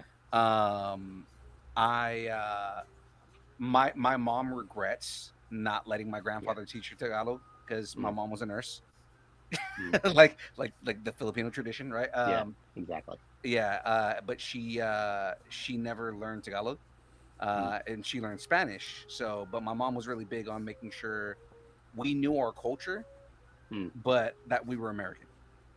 Hey, you're American. You're Nicaraguan, but you're Nicaraguan American, right? So they made a point of know your culture, but know that you are a child of this country. You are a child of America. So I speak fluent Spanish because my mom was really big on, and she also felt it was an advantage to know both languages. But Oh yeah, very much so. Yeah. Mm-hmm. Agree. Yeah. Anyways, I'm Irish, French, German. So As am I, because she's my mother. Yeah. Crazy. There's some Scottish in there. I mean, So not to me. technically, you're Asian by marriage. It's fine. I am So Asian by marriage. Yeah. Yeah. Nice. So I have the least amount of melanin you can have is the point. here. Yeah. Mhm.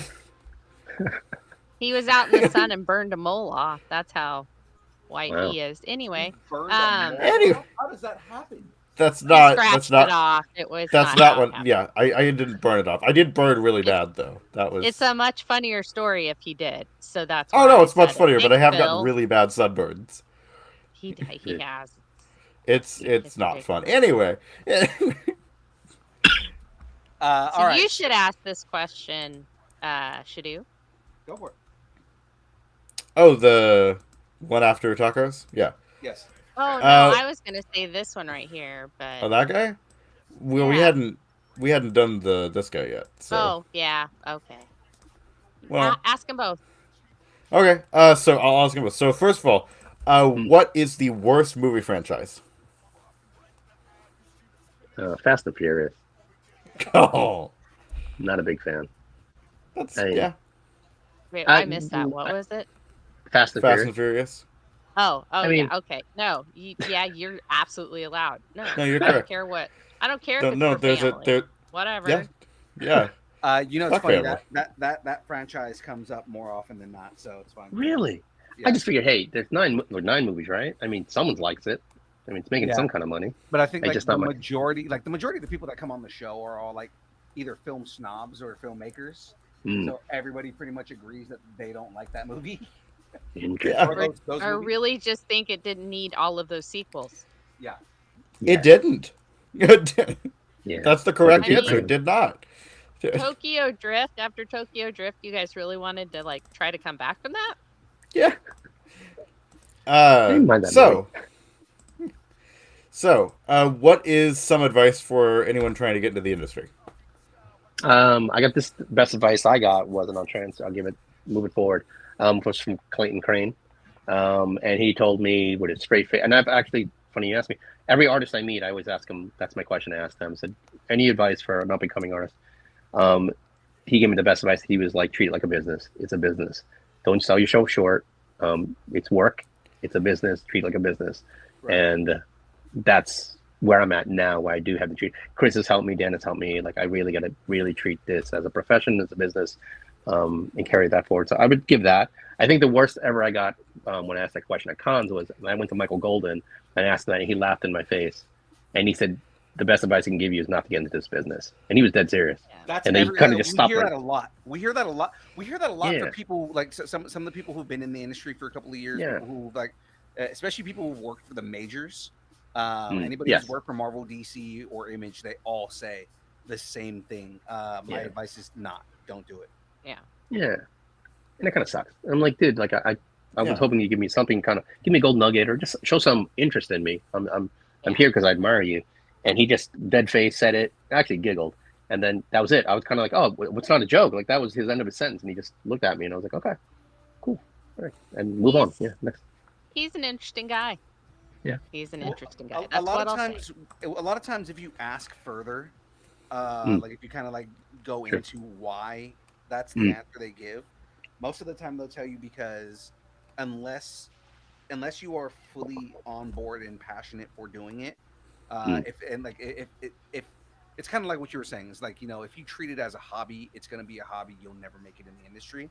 But if you treat it as work, as a job, and he said like you also have to deal with a lot of rejection. It's just like Yeah. being an actor, Mhm. dealing with a lot of rejection because you're going to get turned down a lot, and it's heartbreak. That's why they say like a lot of times when you see some of the guys, like, you know, some of the bigger names, and they say don't do it because Mhm. they're what they're saying is they're trying to save you from heartbreak.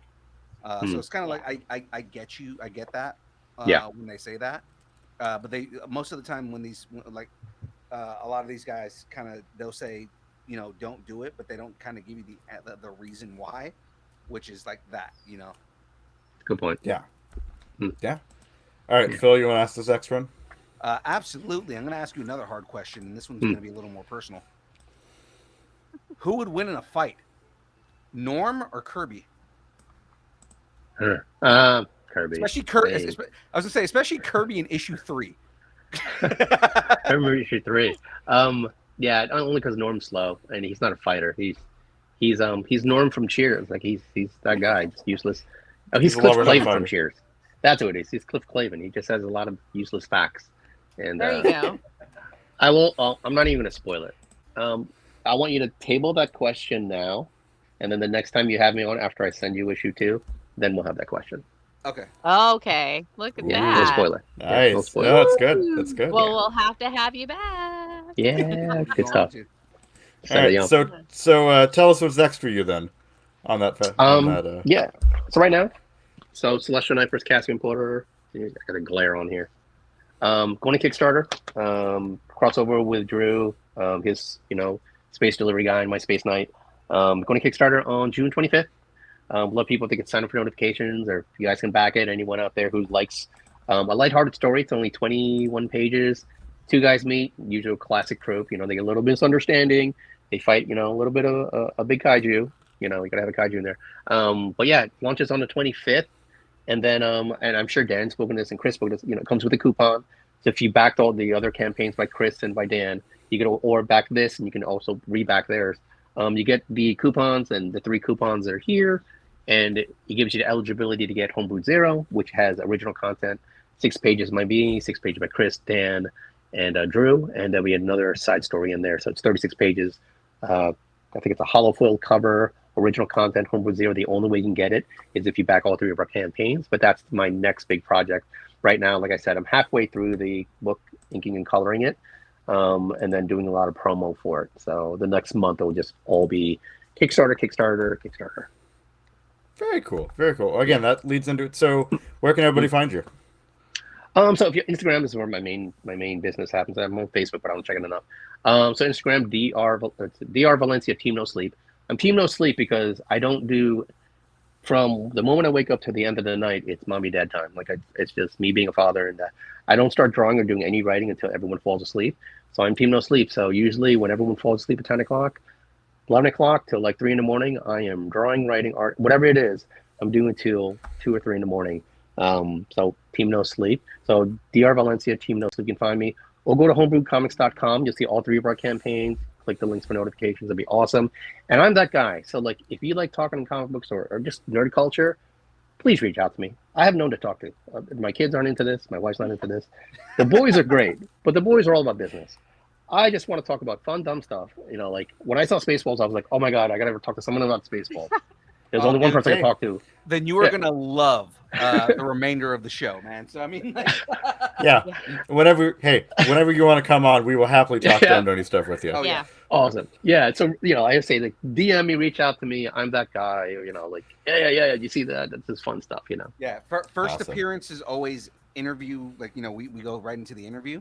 If you come back on, second appearance is usually all right, updates, and updates usually take 20 minutes. Then it's just nerd conversations. Nerd so we're just talking about dude, what are you nerding out on right now? Mean, oh yeah. Done.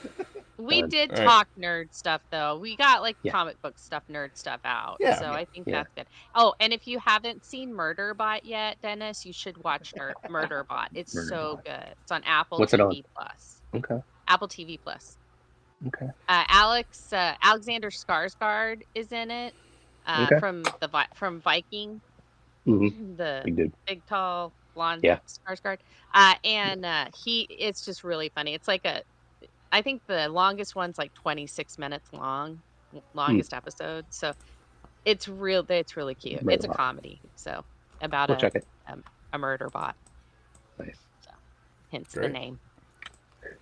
All right, man. All right. Well, we appreciate you coming on and giving us all the info on Celestial Knight and the little bit that we talked about on Caspian Porter versus Caspian versus Celestial Knight. We're very excited for this Kickstarter. Did we post it?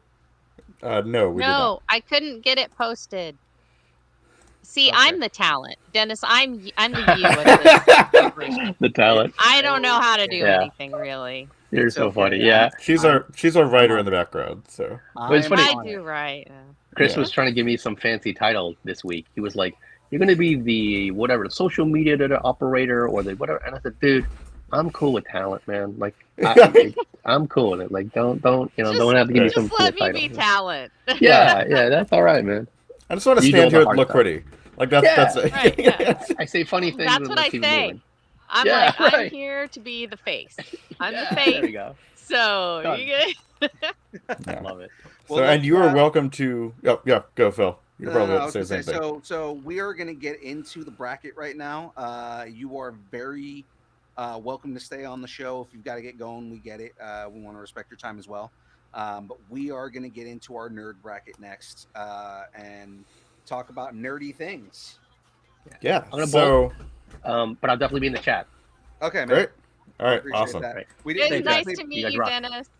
Nice to meet you guys. yeah, we Take- definitely take need care. your vote, man, because now everybody gets to vote on what their favorite things are. So, Yeah. Yeah. Good. Thank you, man. And all right. See ya. all right, It's Dennis. awesome Well, meeting thank you. you so much Bye. for coming on, man. Yeah. We'll see you on the next round. Yeah. Absolutely. Peace. All right. Bye. All right, brother. You have a good one. That was Oh. a crap ton Oh. of fun. Hey, look. Yeah, that was Yeah. a No, lot that of was fun. that was great. He's awesome. I definitely Phil want- decided that he was in his feelings tonight and wanted to share. Because that's fair. Yeah, it happens. Good. I'm almost done with the Batmobile here. So Ooh. Oh, cool. All right. Well, I show us think what in you light, got. yeah, in light of Dennis really talking about kaiju here, we're gonna do the kaiju bracket. okay, I like it. So I was going to do the dinosaur one, but no, let's do the kaiju one. Plus, that's going to be shorter too because that's already been started. So looks like we had. Let's see. I mean, we're not going to finish Tummy it kicked tonight in, for sure. and so now I got the munchies. Okay. So I have to figure out exactly how to decode this first of all. He's like, I don't know how this works. Well, no, I know how a bracket works, but it's not formatted like a normal bracket. Okay. So, You know, it's just a picture. well, yeah, no, I know it's just a picture, but I'm saying the picture is confusing because it's anyway. The files are in the computer. What? Shut up! Look, That's it's so funny. I wish you had the button there so you could say meow. Oh no! Wait, hold on. Oh He's gonna no! mute me anyways. It doesn't matter. Meow, motherfucker. It's pretty good. Uh, okay, no, that's good. So it looks like we had Monsterverse versus Alligator. Monsterverse went out. Then we had Clash of Titans versus Oh, we're Monsterverse. finishing. Monsterverse Okay, went out. we're Yeah, we're finishing finishing the it. kaiju one. Okay, gotcha. That's what I'm saying. We're finishing Kaiju one. So Clash of Titans versus Monsterverse. Monsterverse went out. We had Mothra versus Yoaki. That's And right. Mothra went out. Because Yep. nobody knew who Yuaki was. I don't know what that is. No, we had Uh, to look it up, and it's like I Let's wanted see. to giant say samurai. kaiju. I see. Yeah. He's like a We giant had- samurai. Yeah, so we had Pacific Rim versus Journey 2. It's just Journey 2, so I don't know if that's Journey 2 something or it's just It's Journey like 2. all the Journey 2 movies, so All the Journey 2 Earth movies. and all Gotcha. that stuff. Yeah. So Pacific Rim went out. Then it was Attack on Titan versus Pacific Rim. Pacific Rim went out. Oh, I can't speak right now. We had Cloverfield versus Headed Shark. Cloverfield obviously went out. Yeah, because fucking Headed Shark, I don't care about those movies. Yeah, then we had Cloverfield versus Gamera. I believe that's how you pronounce it, Gamera. And Gamera went out. Yeah. Gamera. That sounds like Ah, that sounds Gamera. like that sounds like the guys from South Park trying to pronounce it. I'm trying to pronounce it correctly here. It's Gamera. a Gamera. Go on. Ha ha. Okay. Look. Then we have I'm not Ultra your friend, Star. Ultra Star versus King Kong. King Kong went out. Then we had Transforming Human versus King Kong. Actually, sorry, that will be. We haven't actually gotten there yet. So then we have Daimajin versus Jurassic Park. Jurassic Park went out. Then we have Godzilla versus Anaconda. Godzilla went out, and that is where we are. Because Anaconda don't want none. If you ain't got So money. we have, so our first one here is we have Transforming Human versus King Kong. King Kong. Yeah. King Kong. I don't know enough about transforming human for it to be something that matters. I've never heard of it, so I don't know what that even means. I like big apes. And I cannot lie. And I cannot lie. Exactly. All right, do we have any in the chat here? Chat, just give us your opinion. Come on, guys. We need votes here. We've got people in the chat. Tater, you're in there. Come on, yeah, we got 5. We got 5 people. Come on. Yeah, I know James is in there. I heard you talking. Sandra Betty's in there. Yeah. I'm not sure if DJ Curry Music is still in the chat, but hey, you know, I saw Saewong in there earlier, so I mean, like, Tater. Tater was there 5 minutes ago. We need your guys' yeah. We need your guys' votes here.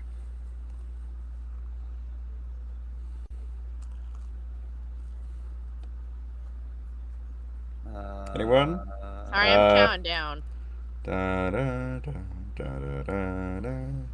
No one's paying attention tonight. I missed the first two. So it's Transforming Human versus King Kong right now. Yes, Transforming Human versus King Kong.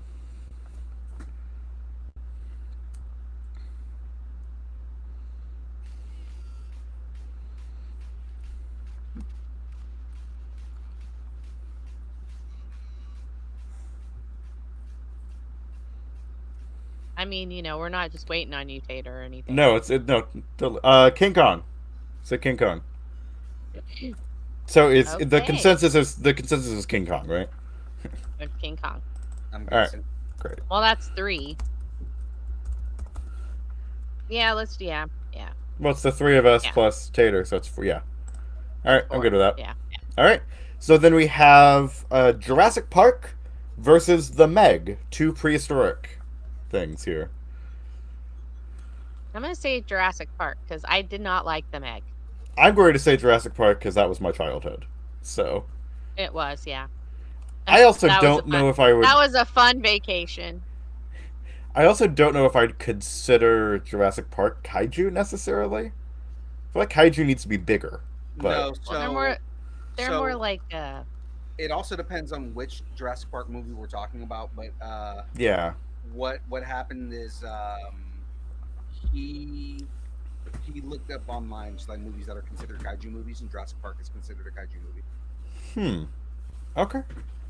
I mean, I'll take it, but if Jurassic Park wins, then Well, I mean, Godzilla is supposed to be like a mutated alligator or something like that. So mutated I think lizard. They just mutated lizard. So I think they I think most recently I mean, I think right. I think most recently he's a Permian lizard or something. I don't know. There's a whole thing. So I had a friend who was really into it. So yeah, what do we oh, we have all right, Team No Sleep.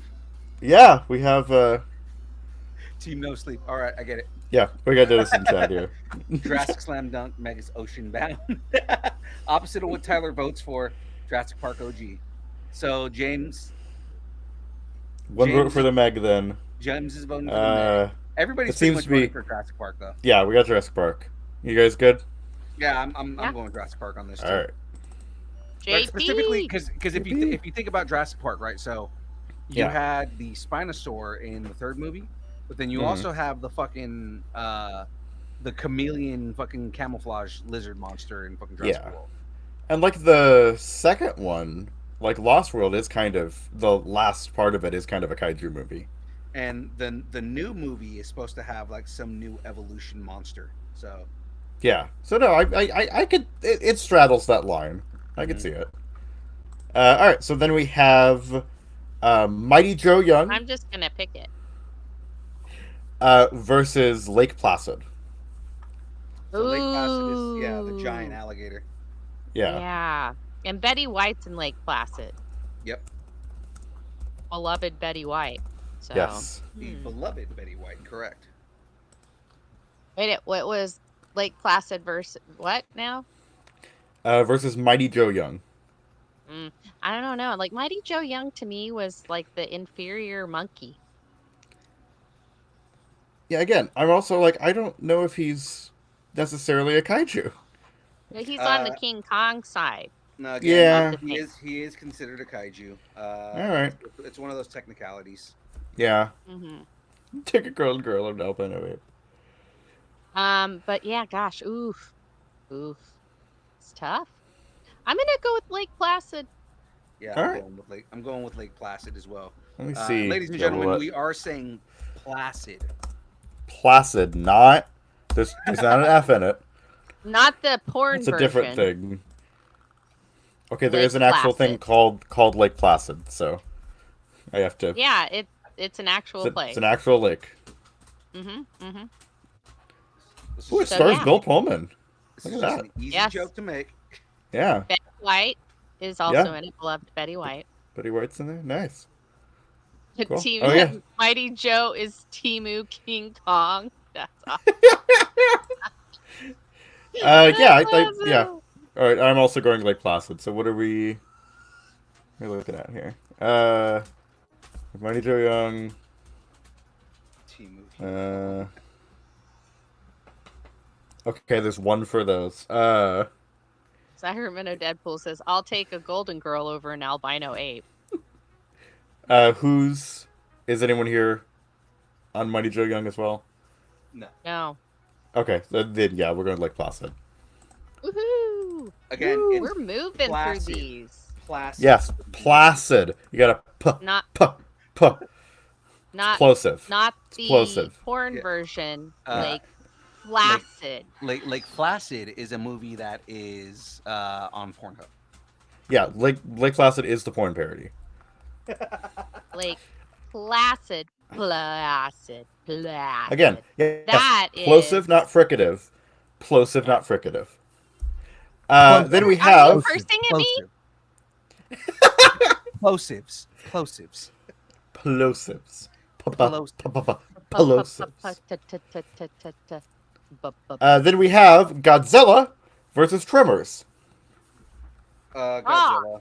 I Mm. mean, okay, so the graboids are kind of like, you know, they're some scary I fucking can see. monsters. Yeah. But in the end, Godzilla would fucking stomp those things out pretty easily. But Godzilla's iconic, yeah. Yeah, that's true. I The would go infamous with Freudian Godzilla, slip. but I'm only doing Godzilla Barbie. Godzilla Barbie. Godzilla. Oh, Sandra Buddy's voting for Tremors. Really? Tremors is a good movie. Sack Deadpool, it is Godzilla versus Tremors.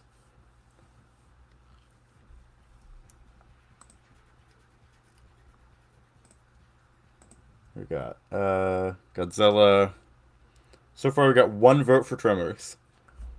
Everybody else is going Godzilla. Yep, Godzilla. Yeah, we got Dennis going Godzilla. Yep. All right, Godzilla. All right. Then we have. We're going back up here. We're in, I think tier. Yeah, we're in tier 3. We have the entire MonsterVerse versus Mothra. And once again, this is not who would win in a fight. This is preference. It's the better character. It's the better character. So the entire MonsterVerse. So we're talking like Godzilla. We're talking Dracula and the Mummy and Yeah. like the classic MonsterVerse, by the way, guys. Well, it could be that, or it could be the new one, since the new one is kaiju focused. Yeah. Oh yeah, it is. Yeah. That's yeah. what, I think we're talking about the new one because it's kaiju focused. Okay. Well, I know I changed my answer. I want the other one, the Universal Monster thing. Yeah, because we're not. Yeah, I think I love Mothra though, and if it had been Rodan instead, I would have picked Rodan. I think Mothra. I'm gonna go Mothra. We'll see if anyone else is. Well, okay, Tater's going Mothra. Sack Deadpool's going MonsterVerse. I think I'm going MonsterVerse, and the reason is because just the annoying little ladies. Yeah, we got Dennis going Monsterverse. Frey, you said you were going Monsterverse as well? Okay, awesome. All right, looks like, yep, Monsterverse wins then. Yeah, the annoying ladies, the annoying little Japanese girls. That's what All right. pulls me away from it. It's the new one with Godzilla and Mothra and all that. Yeah, that's what I thought. Yeah, all right, Monsterverse moved on. All right, then we have Pacific Rim versus Gamera. As I'm trying to say, Gamera. Chimera. Gamera. I assume it's in Japanese, so I'm trying to pronounce it like Japanese. Again, the way that I hear you say it is like Gamera. it's the dudes from South Park. Gamuda. It's There's- Gamuda. Yeah, Well, no, there's an E in it. It's an E there. like it's like the Canadians but from South Park are like trying to say Gamera. Gamera. So, Gamera. So, It's Gamera. So they're just going, "Hey guy, it's Gamera, Gamera." Okay, Gamera. Great. Then we'll go with Gamera. I'll mispronounce it so everyone knows what I'm talking about. Because that's how everybody knows it. Well, I don't didn't, remember okay? what the other one. I don't remember what the Well, other I didn't, one and I'm trying to respect cultures, okay? I get you. Uh, I get you. No, you're not wrong, but I'm just saying it's- at the same time. It is Pacific Rim versus Gamera.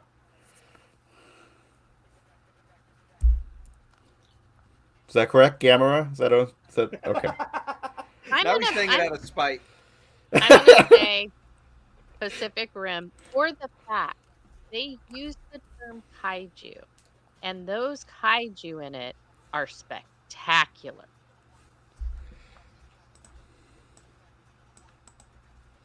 Yeah, forgot. Gamera. All right. Sack Deadpool was going with Atlantic Rim. He would be. He's splitting the baby. We got a Pacific Rim. We got a Gamera. Hey guy, I'm- looking I'm- at Gamera. I'm never gonna live this down. This is gonna be. I've created a bit. I've created a monster. Gamera. Well, the only monster worth watching damn is Gamera. Gamera. You gotta you gotta mush mouth it.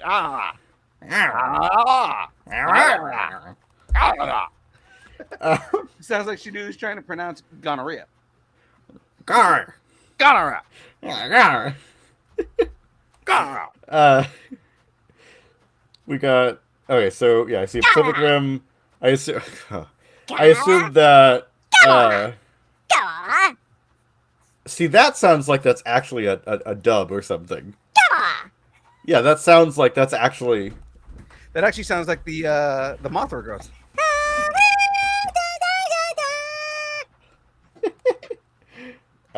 We have. It looks like. I think we're at Pacific Rim. What's everybody voting for here? We're doing Pacific Rim and what? The Rim.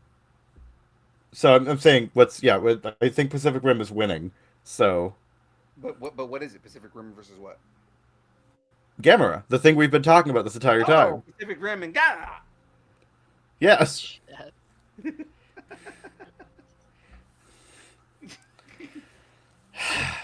Anyway. Shadu fucking hates me. I love it though. Anyway. It's like, We're starting to get, I think. Gamera. Let's see. Pacific Rim. Gamera's starting to get there. So yeah, so what is everybody here going with? I'm going Pacific Rim. I'm Pacific Rim. Pacific Rim. Okay. Great. Then Pacific Rim moves on. So Gamera lost. Yeah, so which is great, so I don't have to pronounce it anymore. Gamera. Alright, so then we have let's see, what do we have here? We have King Kong versus Jurassic Park. Oh. Who's the better kaiju? Fucking King Kong. Come on, man. Yeah, I mean, yeah, like I love Jurassic Park. I love 3 out of however many movies there are now, and and yeah, but in terms of if we're talking about kaiju, actual kaiju, we're talking about King Kong. We're not talking about practice. Practice. Practice. And we know that if about they were having a fight, again, I know this is not the debate, it's if they're having a fight or not. If they are having a fight. There was a King Kong movie where he just beat up a dinosaur, so Yeah, I'm that's just true. saying. He's done that several times before. Oh, we got Tater going Jurassic Park.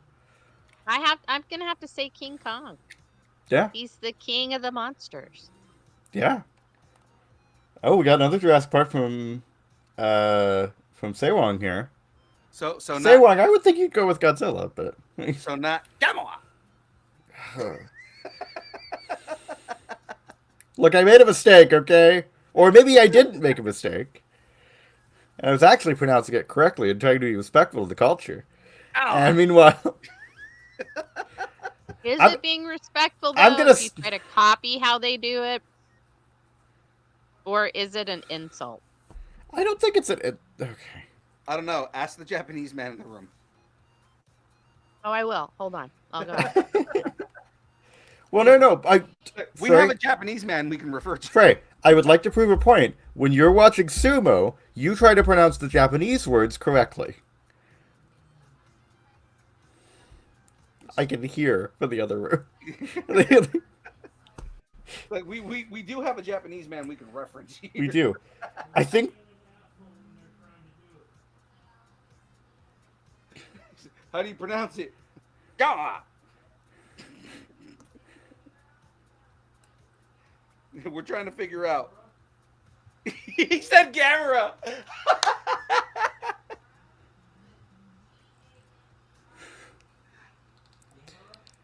He's just saying it. Gamera. Canada. He said Gamera. That's what he said. They can't R very well, so it'd actually be like Gamera. Yeah, I thought it was a tapdar. Anyway, I'm trying, okay? I feel like it's more respectful trying to pronounce it. He didn't Anyway. say if it was disrespectful or not, though. So that question Gamera. has not been answered. No, so like Gamera sounds a lot more Japanese than Gawa. So I don't know the that I debate is understand Tater's thing. We The hard debate pray, is- laugh echo LMAO. Oh, could you hear me laughing? we heard Frey laugh echo. Yeah, we heard Frey's laugh echo. Oh, that's awesome. Okay, There's supposed cool. to be a genitive there, yeah. Anyway, it looks like Jurassic Park may be winning, so we have 4 votes for Jurassic Park so far, 1 for King Kong. I'm voting King Kong. Frey, are you voting King Kong. King Kong? Phil, you're voting King Kong? I'm voting King Kong. I think Jurassic Park still. Oh no, actually, we're tied. It's 4-4. Oh shit. Do you want me to ask Husby? Yes. Yes. Hold on.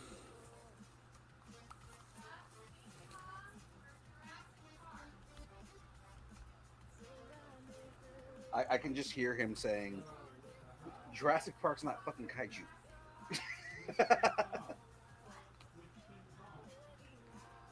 All of them. Gawa.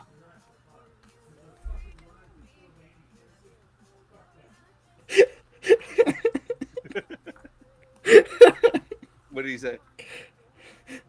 He said Jurassic Park, Really? and then something. No, then he said And something then about cursed a lot.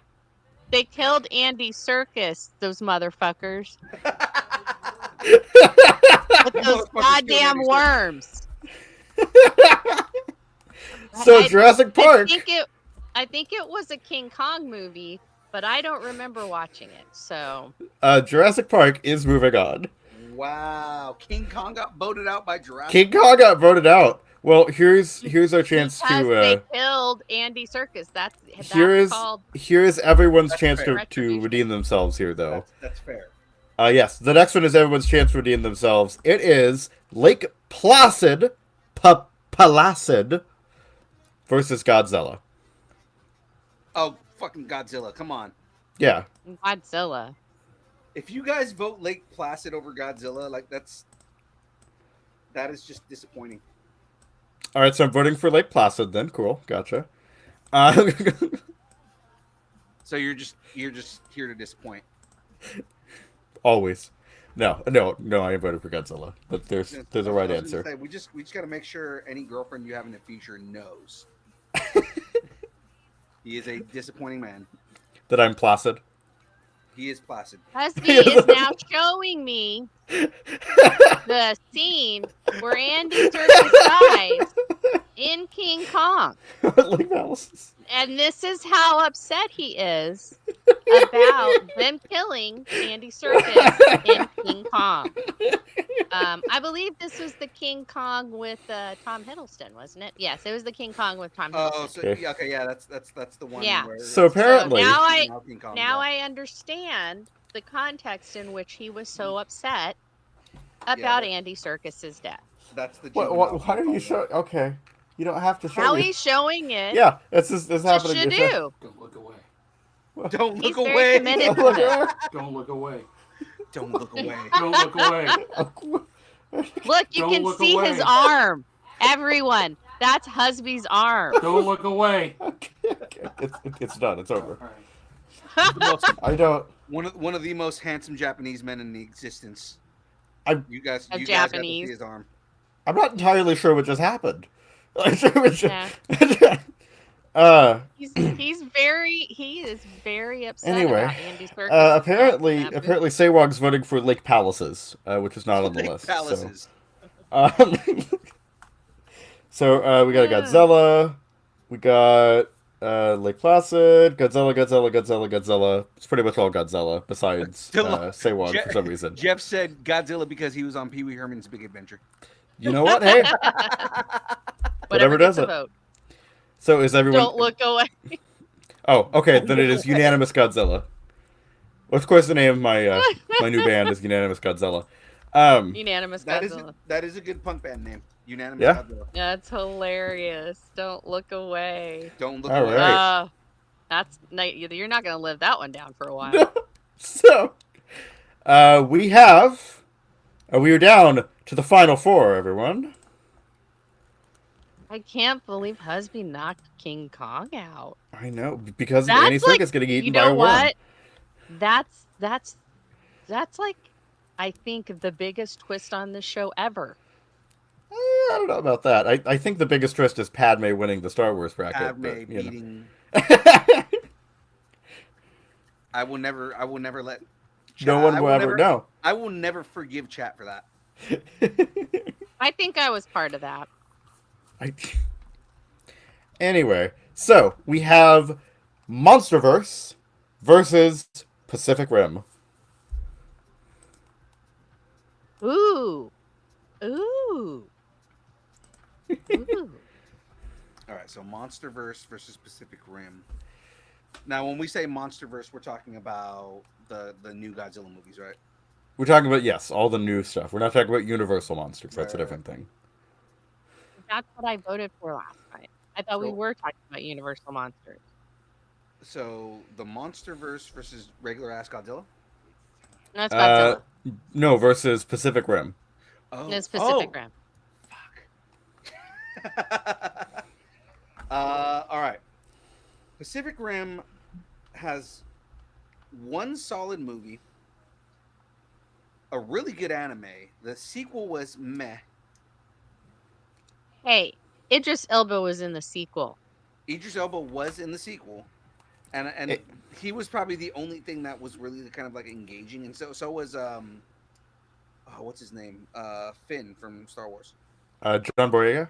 John Boyega was in the sequel to Pacific Rim as well. He was awesome in that. No, like the acting wasn't bad. It was just more the plot was kind of basic. Mm-hmm. But the anime was really good. The first movie was fucking, goes down as one of the best kaiju movies ever. Mhm. But then Mhm. now the new MonsterVerse movies are hit or miss. Like there are really good movies within that universe, but then there's also kind of just fucking boring shit that's in that universe. Mm-hmm. So we've got 4 for Pacific Rim so far and 2 for MonsterVerse. So if all of us voted for MonsterVerse, we could push it through. But otherwise, it's pretty much going Pacific Rim. I already said Pacific Rim. Okay, Pacific Rim. Then Pacific Rim's moving on. We can't do anything. Yeah, I mean, I think ultimately I'm going Pacific Rim too. I like the MonsterVerse movies, like, but again, there Great. are certain like they're starting to get a little weird with them, with like the newer ones that are coming out. Well, there's the whole like Hollow Earth thing and whatnot. Yeah. Yeah, and they've been doing like a lot with the Hollow Earth thing. Yeah. Yeah, that's But true. They have. also, yeah, also though, Monarch was really well done. Mm. That's true. And -1 is Well, like. -1's not a part of that universe. Oh, I thought. Well, no. No. I would put it in there, but okay. So 'Cause Phil, you it's have been asked to say "Don't look away" in The Voice. Don't Look The Away. voice. Oh, in The Voice. Not- Yeah. Hold on. Just gonna take my Don't look headphones away. off here. Don't Oh, look away. No, I still heard it. I still Don't look heard it. away. Don't look Now away. say meow. Meow.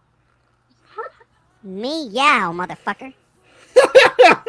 It's We like need you a can say sound I bite. No. We need a sound bite of meow, motherfucker. Meow, You motherfucker. need to. The rumors thing that we were talking about last night. You need to do it in that voice. You do. Which voice did we do in the rumors thing last night? No, the rumor. I'm saying remember in the we were meeting talking about that we did the meeting. We'll just do this In the the entire little- time. Just me going, meow. Yeah. Meow. Meow. it's just that in the background. Don't look away. Yeah. Okay. So Don't look away.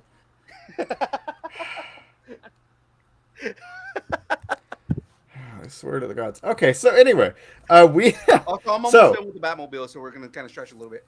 great. All right. Then we're on Jurassic Park versus Godzilla.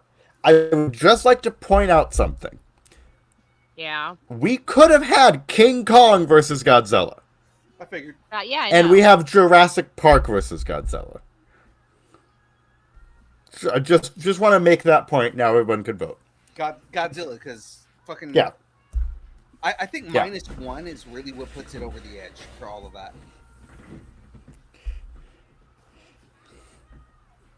Because -1 is in like the Godzilla universe, Mm-hmm. Mm-hmm.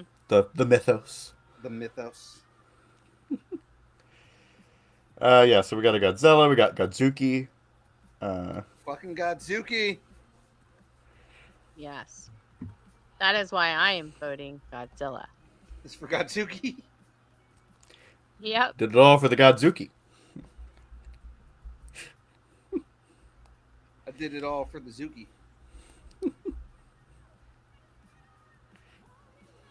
Frey, you don't have any comments there? No. Okay. Because she did it all for the Zuki. I did. There is no lie there. The Zuki. Good. So you can take that Pazuki. You don't have any comments about a specific, very hairy species from Kashyyyk? Oh, you want me to do the?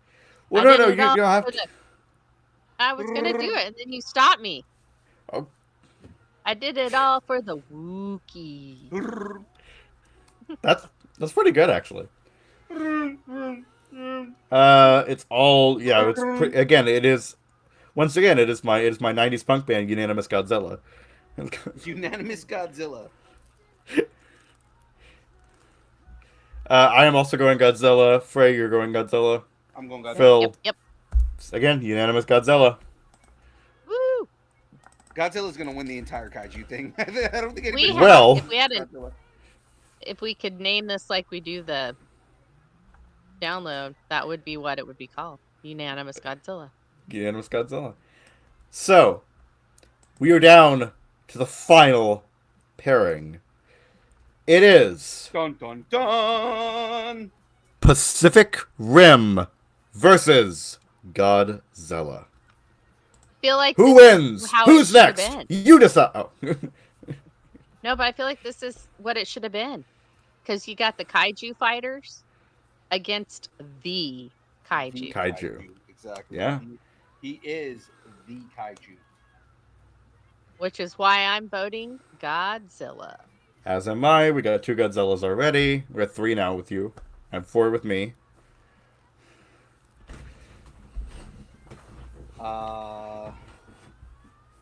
This saddens me, but I am gonna go with Godzilla. All right.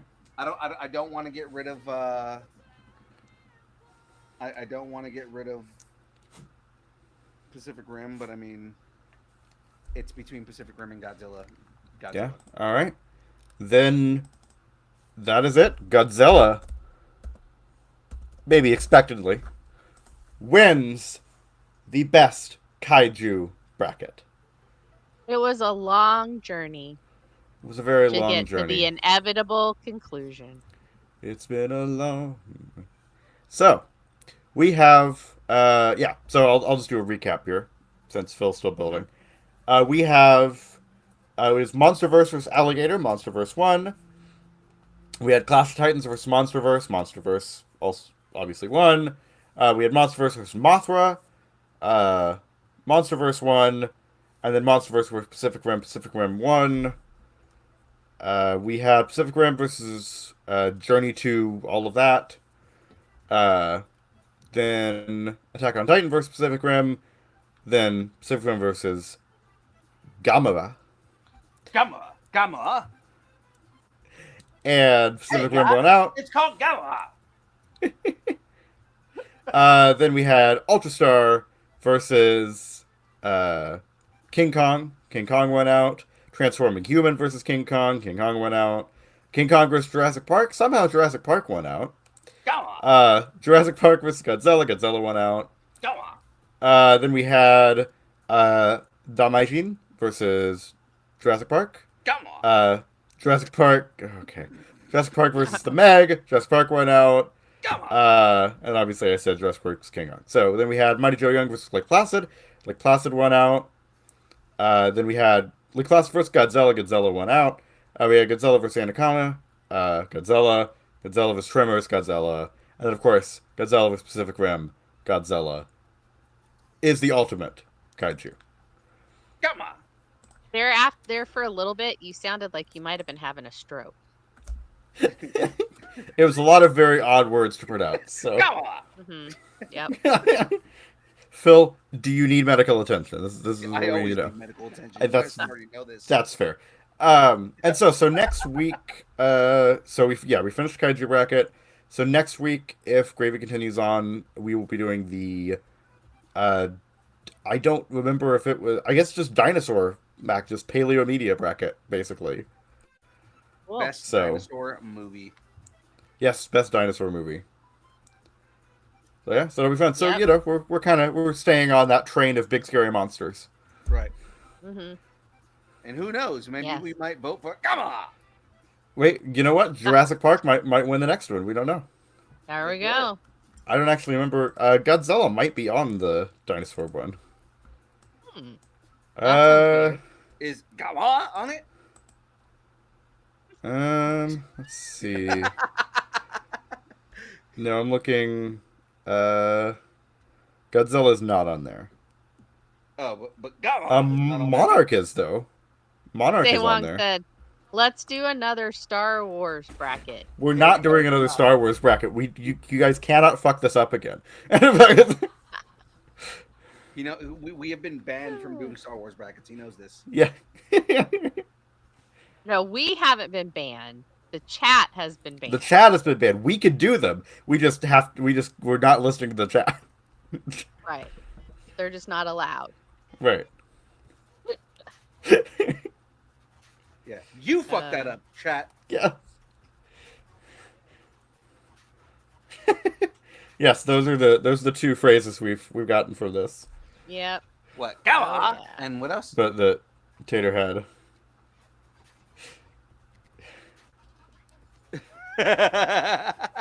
Don't look away. Camara. Gah! Camara. No, you got to be more mush mouth with it. Gah!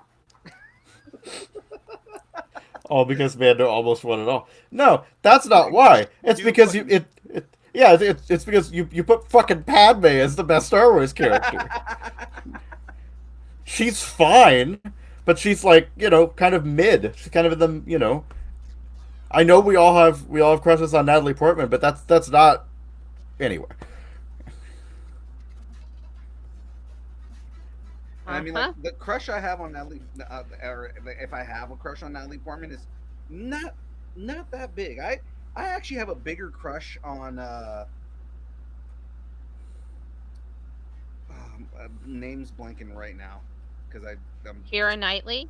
no. That would be funny. No. She is also in Thor. Oh, the one who plays Valkyrie? No. Oh, because I have a crush on her. Oh, I know who you're talking about. Yeah. Darcy. Darcy. Oh, yeah. Yeah. Yeah, I would argue Yeah. Darcy's way hotter.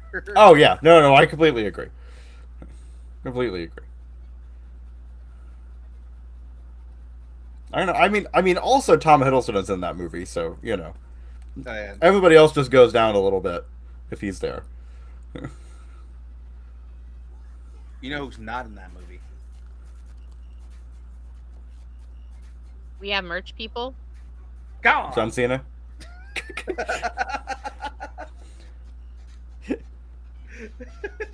Gone. Still got a crush Is not on in that Thor's movie. mom. Yeah, Gone is not in that movie.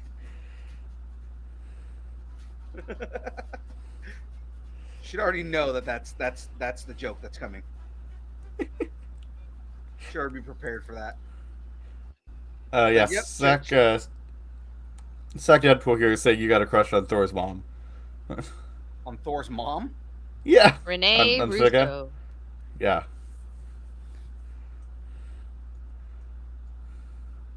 I was raised by Witch's Boy. Was raised by witches, boy. That was a good scene. Yeah.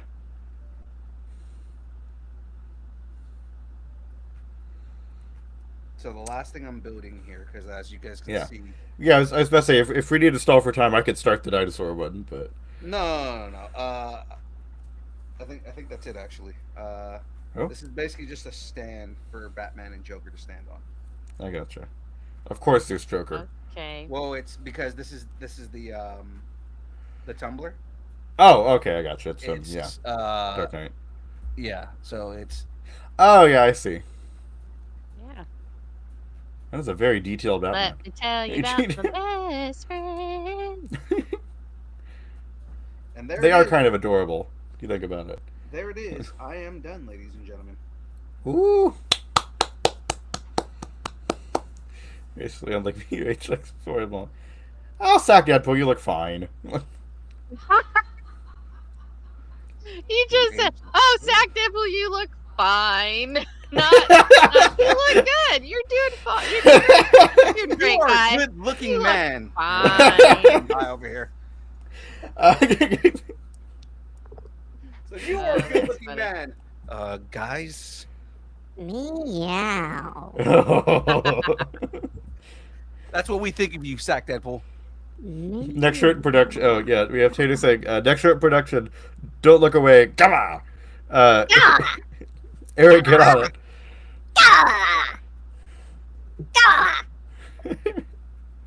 That's hilarious. Don't look away. I'm looking at you right now. Don't look away. I said don't look away.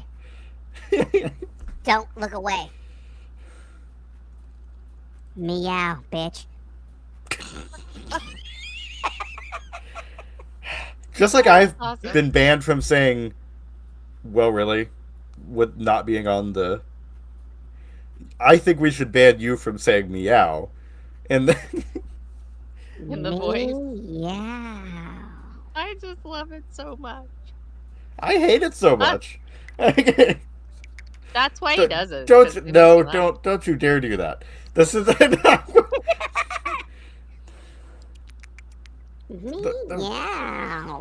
fucking gods. Look, this is Don't look away. Don't break eye contact. Don't look away. Okay, that's enough. all right. So, Enough fucking with you here. All right, guys. Let's. and if you want, if you want to be the first to know when we get our new shirt with all this crap on it, we got merch, people. we got merch, people. All right, ladies and gentlemen, jokes aside and everything like that. Shadu, please give us all the pluggables for everything you guys got going on. All right, I am SHU Studios on YouTube and on Instagram. I currently do Elder. SHU Studios. Fuck. I currently do Elder Scrolls content, TTRPG videos, lore for my own fantasy world, my own original music, paranormal investigations, and so much more nerdy stuff. I'm also on Frey's channel. We have a little series called Classified, where we take your favorite pop culture characters and place them into their respective D&D classes. There's also Journals of the Ancestors, where we go over the different races, ancestries, and/or species that inhabit the worlds of the multiverse. I'm also in the Disconcerting Sphere. I'm on the download on Tuesdays, the build on Thursdays, the very show you're watching right now, whether you want to or not, the buzzer on Fridays, and I am allegedly on Kyber Cave Productions. Allegedly. What doesn't kill you only makes you Meow. I'm wearing a D&D shirt for the record, so. Oh, good. Meow. The amount of uncomfort he has, discomfort. Just Meow, motherfucker. Hey. Don't look away. Well, I I'm said meow, bitch. Don't look away. I'm not even on screen. Hey. Look at me. Look at me. It's just not fun anymore. Look at me. I am the cat now. I am the cat now. Meow. Oh, It's like, That's look at me. awesome. I am the captain now, right? Like, I am the cat Yeah. now. I gotcha. I know what you were going for. I just hear groaning in that voice. That's so hilarious. I want to say this went off the rails, but I'm pretty sure we were never on the rails. to begin with. There were never rails. Never. I love how you think there were. You know what I love is how far away from the mic I am, Or And it just still airborne. works. Yeah, Still fucking. Oh god. still going. Hey, all right. So, let's do what the fuck. let's go and do. Should you quiver, Jr. Yo, oh god, Jr. You missed it. We've been making Shadu uncomfortable for an entire episode. Yeah. It's great. Yeah. It's been amazing. Don't Oh, look the away. Godzilla one. Come on. All right. And exactly that. We just did kaiju, and Jr. wasn't here. He's the fucking Come on, man. He's the self-proclaimed kaiju expert, and he wasn't even here for that. Oh, he's been watching on and off. Okay. Well, guys, that is it from us. It is now time for the dance party. Let's get this going. Oh, actually, I didn't do our whole. I was about to say you have pluggables too. Yeah, no, we didn't do any of our pluggables or anything like that. Ladies and gentlemen, if you would like to follow us on all the social media places, because you can do that, follow us on everywhere. Connect with us everywhere on Instagram, Facebook, Twitter. It's not X, it's still Twitter. Twitch, TikTok, Threads, YouTube, Discord, Blue Sky, MySpace, Vine, GeoCities, Friendster, Second Life, AIM, Farmers Only, Christian Mingle, OnlyFans. It's only pictures of Aaron Watson's feet and mandals, the beard, John Mez's glasses sitting on a table. And everything we do to make Shadu uncomfortable. Come on. Come on. Hey, look at me. Don't look away. Don't look away. Yeah. Yeah. Meow. This is already uncomfortable. I'm gonna stop. Meow. It's getting too I feel real. like I need to leave the stream. This is. This is. OnlyFans content. Is this? Yes, yes. So go subscribe to the OnlyFans. You gotta see more of There's that. a baby present. Yeah. Of course, if you would like us to break up with your girlfriend, Oh, the boyfriend, demon's like significant 3,000 other, years old. Don't worry. if you'd like us to break up with your boyfriend, girlfriend, significant other, pet, schoolyard bully, annoying neighbor, just tell us how much you enjoy us, hate us, or wish the internet would consume us completely and spit us out at the feet of Godzilla, the winner of the bracket. Yes. As well as every cat that speaks like this. Christopher Walken did that for Dark Souls about. Meow. Then, of course, send us an email at distincnerding@aol.com. We will read it on air. Ladies and gentlemen, that is it from us. As always, thanks, and keep nerding together. We normally would say, Bruce, go to sleep, but he is on break. So, Bruce. Yes. So, Bruce, Bruce, you know what? whatever You you want to do. Yeah, you do you. You want to go to sleep? you. Go to sleep. Bruce, You wanna listen to stay your up? parents. Yeah. Stay Yeah, up. there you go. Do whatever your parents tell you to do. Within reason. Right, within reason, yeah. You're 10. Do whatever your parents tell you to do.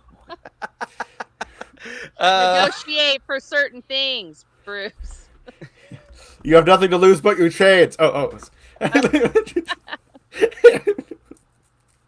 And I break off my chains. All right, well, ladies and gentlemen, that is it from us.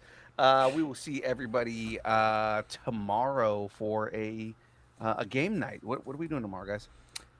Are we gonna do another Jackbox? We're Because doing I don't Jackbox. We could do. I mean, yeah, I don't know what we'd. Well, really. I don't know if we can do Jackbox because Jackbox is also a graveyard thing. We'll talk about it. We'll talk about it. We'll figure it out. We'll figure it out. All right. Well, ladies and gentlemen, that is it from us. We will be doing another game stream tomorrow, and we'll figure out what we're going to be doing. Yeah. We will see you guys later. Thanks, and keep nerding together. We'll see everybody tomorrow night.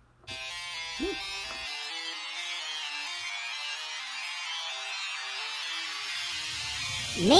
Meow. Meow.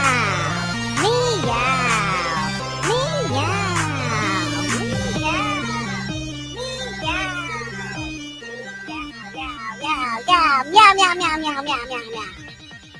Distance nerding. Meow, meow, meow, meow, meow, meow.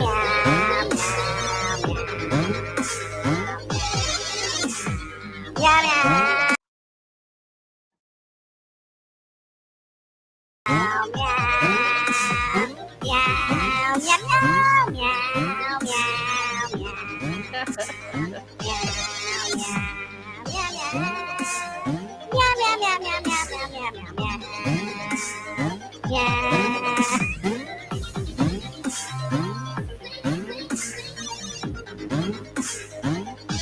I'm done.